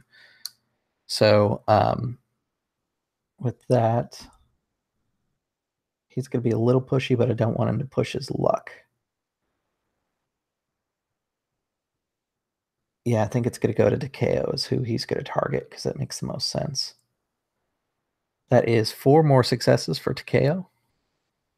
If I break your composure, please let me know. So these are affecting my composure. So you got 4 last time and 4 this time, right? Yes. That passes my composure. I'm at 9 now. Perfect. Could I use an ability? I think I can use. You tell me if I can. Way of the Phoenix. I can take a PC within the range of 0 to 3 and negate all strife that's being generated, which I'm assuming that's what this is. No, it is not strife. Okay, sorry. These are successes. You Gotcha. can prevent him from taking strife if you wanted to, because that's not beneficial though, right? That's what we're trying to do, is make him strife. Yeah. Okay. Yeah, no, I won't do that then. Okay. So with that, because he gained 5 strife, so he's almost out now. So your mask is broken. I kind of want to guide you a little bit on this one. Yeah. At least where he's trying to direct you, because that's what an intrigue is about. He's pushing you. This is something that you grew up with. He always pushed you to do more. It was always warm and welcome, but you always felt him pushing you to be a better swordsman, to run faster, to just do better than you've been doing. Yes, once someone unmasks, the objectives are considered complete for an intrigue. Okay. Basically, he's manipulating you, is what he's doing. Yeah. You can feel that he has that same tone to you right now. He's pushing you. He wants you to command him, to take control of the situation, because he can't willingly give you the information. You have to dominate his will. That was what he wanted out of the intrigue. Interesting.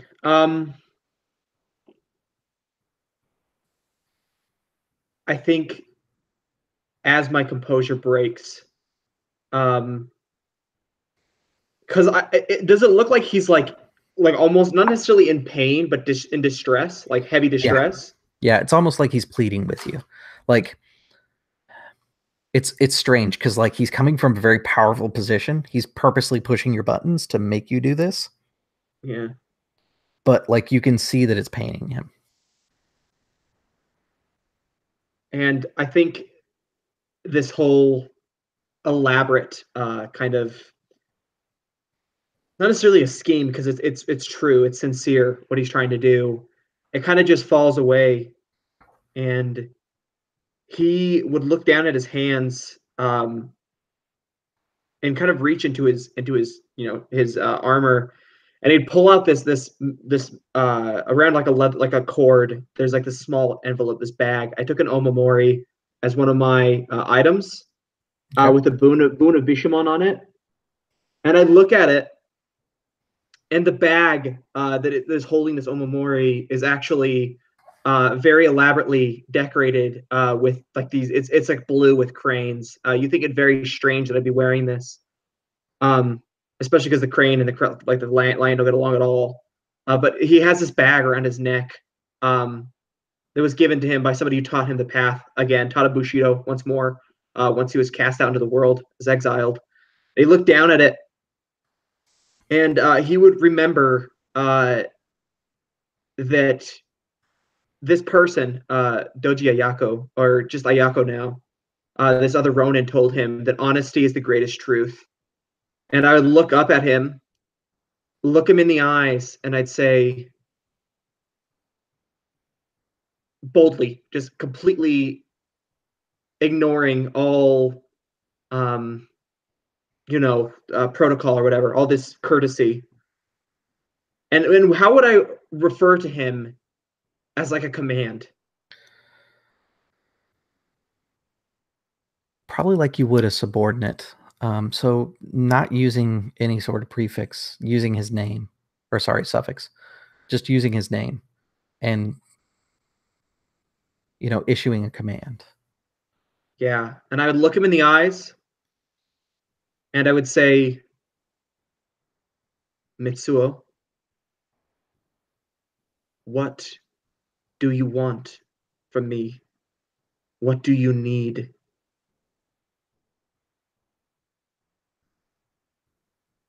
Tell me.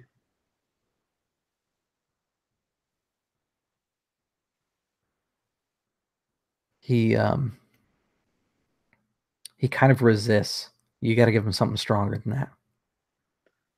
And I would reach out and grab him by the arm, like clasping him tightly on the shoulder. And I almost imagine he tries to look away as I kind of like almost give this command. But I'd kind of like do that thing where you kind of put your like a thumb on one side of his head and a finger on the other. And I'd force him to look at me and I'd say, what do you need, Mitsuo? Tell me.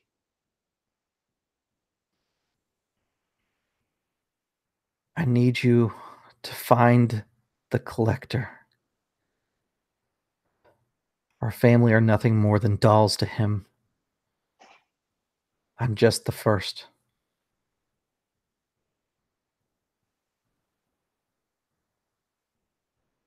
And have I heard of the collector? Do I know anything about this? No. What you know is things from the Shadowlands, like their titles. Like Oni don't just have their own name. They have different names that they go by. Like they may be something like Pickle no Oni is what they technically are, but they'll get a name that like makes them stand out. Not to say that this is specifically an Oni, but anybody that treads in that sort of dark arts always wants to be known as the something or the special one or something like that. Yeah. I would grab him by the back of the head and I'd pull his head forward and put his forehead against mine. And in that same motion, I'd reach up with my other hand, pull the omamori off of my neck and over the top of his head so it's resting on his chest. So he's wearing it now. And I'd pull my head back and I'd look at him. I will do this. And I would slowly stand to my feet. By the way, before you give up the omamori, I forgot to do this because I have to award you guys in the moment, not at the end of session like previous editions. You did actually gain glory at the beginning of this session. When you saved face for the Ashigaru guard, you would have gained 2 points of glory. If you wanted to use your bonus before you lost your omamori, you could. So I actually don't even know what this is. I just thought the item sounded cool. So basically what happens is when I award you glory during the game, you can spend 1 void point to increase once per game, essentially. Spend 1 void point to increase it by 3. So instead of getting 2 points, 5, you get 5 points. Okay. I'll actually do that then. So I'm up to 52 now. Yeah, and then you give him the charm, which is cool. Yeah. So I'll slip it over my head onto his and kind of like settle it against his chest. And without any fear of the taint, by the way, I kind of press it against his chest, like over the robes directly where it is, and look him in the eyes. There's It's the feeling of being almost when you look at this bruise. It's not taint. It's very much not it. Now that you're close enough, now that you've touched it, you can tell it's not. In fact, he's wearing a piece of jade. If he was touching jade and he was tainted, it would singe his skin. But the fact that his necklace is in place, it's not turning into kind of a black sludginess, lets you know that this is something different. Yeah, I'd look at the finger of jade, kind of recognizing this, and I'd look over at Ikoma-san, kind of giving him this look, like very pointedly, kind of like my hands over the piece of jade now too, with the Omamori, I think. And I'd look at him, and then I'd slowly stand to my feet, kind of inappropriately tousling my brother's hair, even though he's older than me and obviously more senior.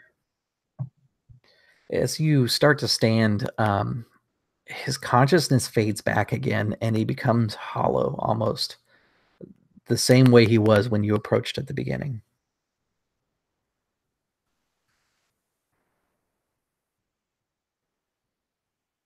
Yeah, there'd just be a sadness on Takeo's face. Man, 2 unmaskings in like 30 minutes. What? Holy crap. It's better than losing an arm. Yeah, I think Ikoma would kind of return the nod to Kao, that kind of grave understanding of something strange happening here. He would finish scribbling the last bit of notes, and would just kind of like incline his head, like, is there anything else? Because clearly this person is kind of receded back. He wouldn't say anything, but just kind of give that slight inclination of like, maybe we should go somewhere else to talk this over. As you contemplate, a servant approaches. It's a man that you don't recognize. He must be a new servant. Takeo-san and honored guests, Akodo Domo is ready to see you now. Of course. Please lead us there. He leads you into the great hall where your father has been conducting court all day. There's a few people that are lingering outside the hall. Their judgments had been passed. Some are happier than others with what has been decided for the day.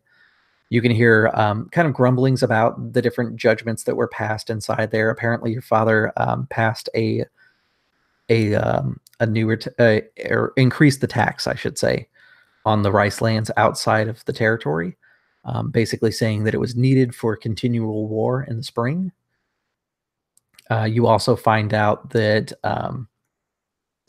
the Bong, which is the class of people that are the farmers, that they are looking to subsidize the food with an alliance with the Merchants Guild. That way, the farmers can continue to grow at the rate that they need to support their families, and the Merchants Guild can benefit off of this. Yes, that does mean that the koku's value is changing. Yeah, I don't actually think Takeo would be the one to notice this because his head's kind of in turmoil right now as he's thinking it. Probably like Akoma's fine-tuned ears are picking this up, but yeah, there would be kind of like this, not necessarily like a puzzlement or like a worry, but more like a or a confusion. I can't like a bafflement kind of on his face. Like he's like trying to figure out the collector, like that head that's rolling through his head constantly like a storm. The collector, as he's kind of walking, following this servant. Servant leads you into the great hall, and there's these doors. Everything in Rokugan is larger than it is in our world. I want to kind of preface this before I go into it. The doors are 20 feet tall. They're made of shot iron, and the servant puts his entire body weight into moving these doors. As practiced samurai, that you know that it's because he's weak. A door that's maintained well should be able to push open with even the weakest person, but with one arm. Once he opens up the doorway for you, he announces to you, all of you, first announcing the samurai. Itagawa no Akodo Oda-san, arriving. Akoma Hideki-san, arriving. The Ronin Takeo, arriving. My honored Lord Akodo Domo, your guests are in attendance. You know that when that is given, it is expected that you bow for the Lord to come in at this point and acknowledge you. Yeah, I take a deep bow. Yep, I would do so with whatever. As a degree of Ronin, respectability as a would be Ronin, would I? expected. Oh, sorry. Go ahead. I was just As a gonna say, Ronin, go ahead. Yeah. you go ahead. Jeff, go ahead. Yeah, I was just gonna say that I would bow with whatever like exact degree of respectability would be befitting of the situation, like no more, no less. And really, guys, that's all I'm looking for is for you to say I bow appropriately or inappropriately, and this is how. So that's cool. So as a Ronin, is it expected that I would pretty much fall to my knees and kowtow, or would it just be a very, very deep bow? Because I'm meeting a daimyo of like a main branch. You should prostrate yourself. Yeah, I would do that. Especially because, like I said, like these situations, I need to be as humble as possible. So I would. Akodo Domo enters, and he for Rokugan, he's fairly advanced in age. He's fairly close to retirement. He's in his early 50s, but you can tell that he has kind of an internal strength of youth to him. He's a warrior first and foremost.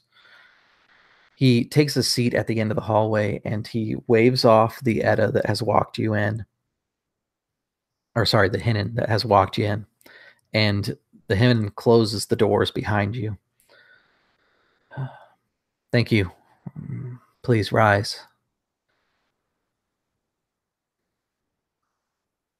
I brought you all here because what I thought was joyous news may be something darker. Have you had time to speak with Matsuo?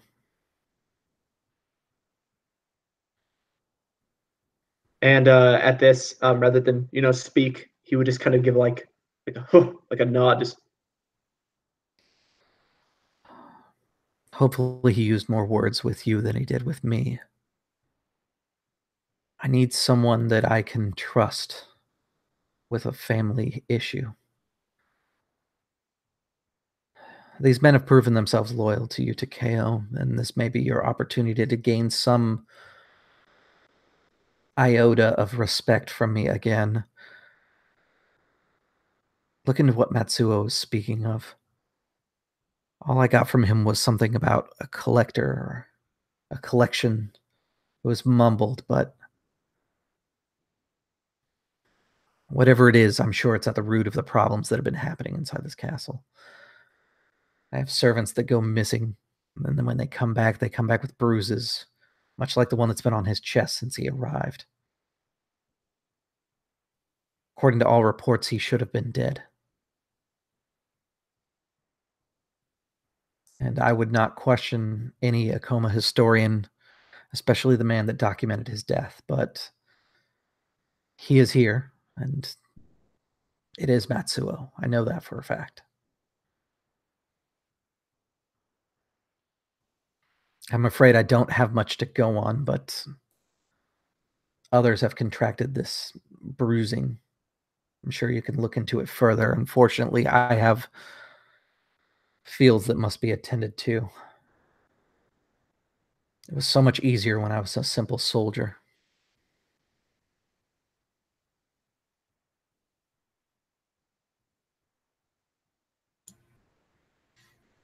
Chris, is this something that we think Shugenja would be good at discerning? Probably. I would look to him, Akodo Dono, bowing again. These dark bruises, they seem more nefarious than just a scar or a wound. I suspect that it is something from a distant and more terrible land, do you perhaps have people trained in this knowledge that we could speak to?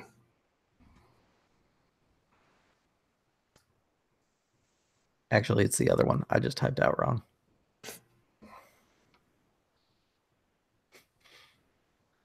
I have no one available at the moment, but there is a Tombo who's visiting. Tombo Cow.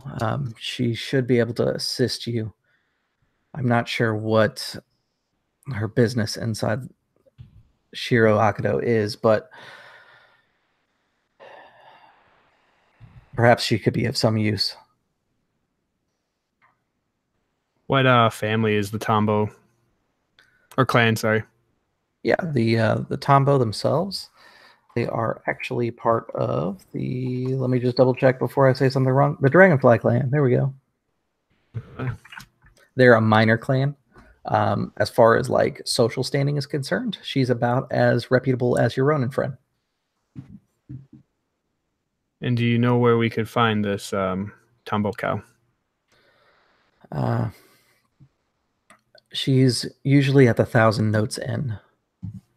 It's just inside town. I'm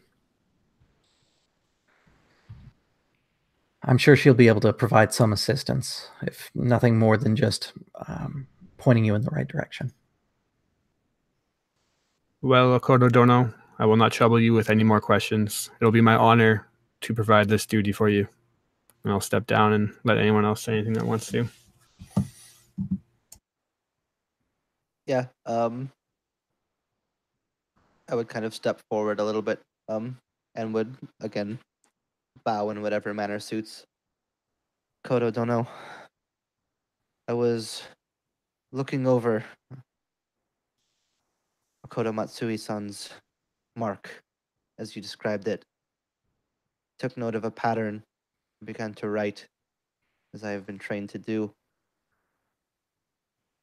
describing kanji that ran into each other, a pattern that is no normal bruise. I feel something further might be in order.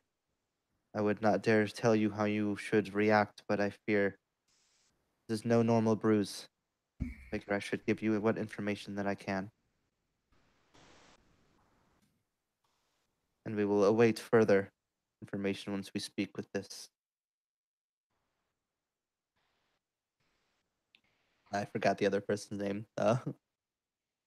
Yeah, Tambo. Yeah. Sorry, it's been a while since I've run L5R. I forgot that I have to type in like every single name. That way it makes it easy.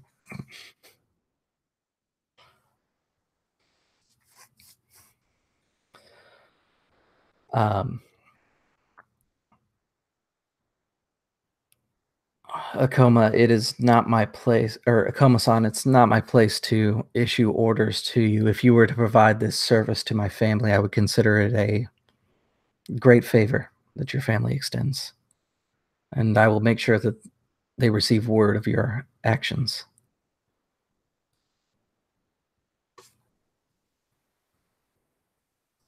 It would be my great honor to provide what I can. This information is useful to all families of the clan, mine included. Information that we can find and help serves all, and that is my duty.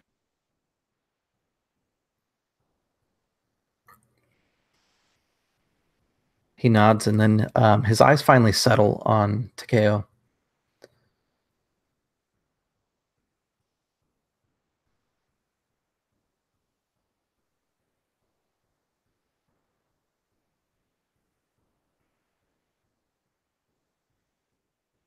Takeo's head would still be bowed, by the way.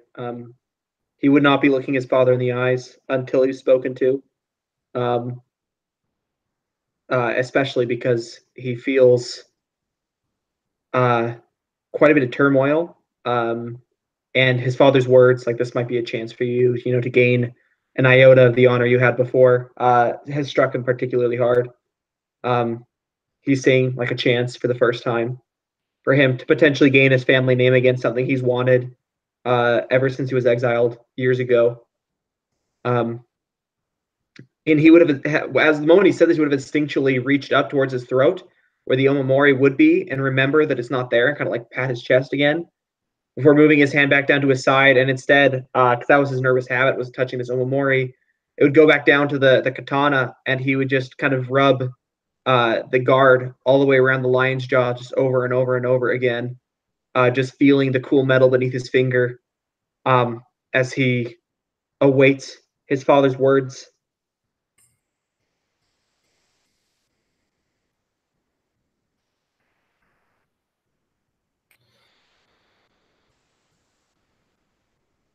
Ronin Takeo, would you be so kind as to provide me with an answer?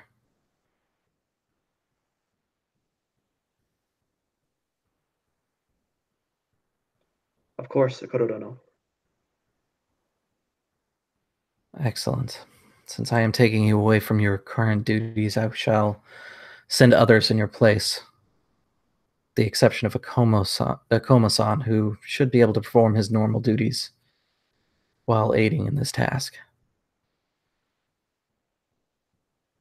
If you require anything, I have Shugenjas at my disposal that, at least temporarily, I can make them available if Tombo proves not to be useful or untrustworthy.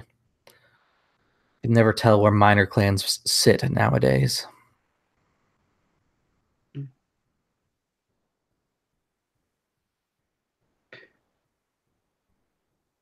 Takeo would kind of glance up, and he almost starts talking. He says he opens it with fa, like he's gonna say father, and then he kind of catches himself. There's like a desperation in his eyes to get more than Ronin Takeo, but he knows it is futile.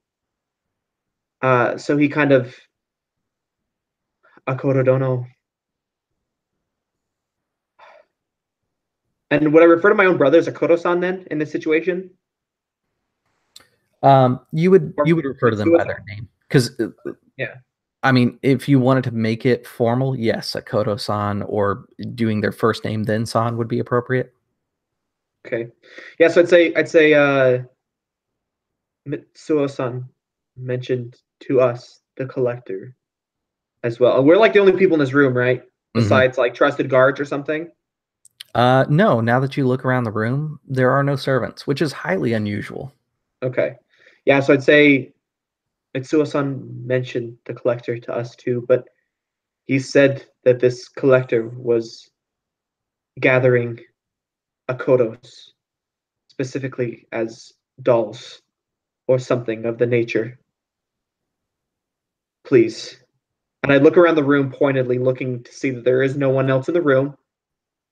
Take care of yourself. And that's about as much of a warning as I'm willing to give a daimyo, even if he is my own father. So like I would say that he specifically, this collector is collecting dolls essentially of the Akodo. And then I would bow my head again and start kind of rubbing my hand along the top of that guard, which probably irks my father to some small extent. Yeah, there's definitely some tension in the air. And he'll dismiss you. The rest of the evening goes by uneventfully unless one of you wants to do anything in particular before setting out to begin your investigation. I would have talked. Oh, go ahead. I'm just going to say I'm going to talk to Senso, Akoma Senso, to gather a name of all the people who have had marks show up on their bodies. That's it. Okay. How often and to what magnitude would it be expected for me to report information to my own lord regarding the developments happening here? You know that the reporting system is kind of like basically you should have reports that you would write up your reports, but you would turn them in whenever possible, kind of thing. Because you're in a city, you would be expected to release a report at least once a week. Yeah, I think given the potential severity of the development, especially given how uniquely interested my lord is in the developments of the Akodo family here, I would want to as discreetly as I can, especially from the other party members, write up a report detailing what we know so far, and making sure to submit it to my lord, with as much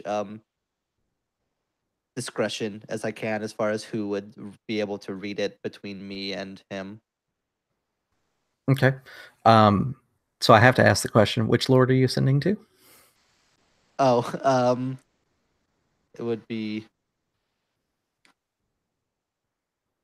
the Akodo Katashi. Okay. That's fairly easy. You can find someone that will deliver your message without trying too hard. It's pretty easy to find a messenger within the city. As I said, the rest of the night kind of goes uneventfully.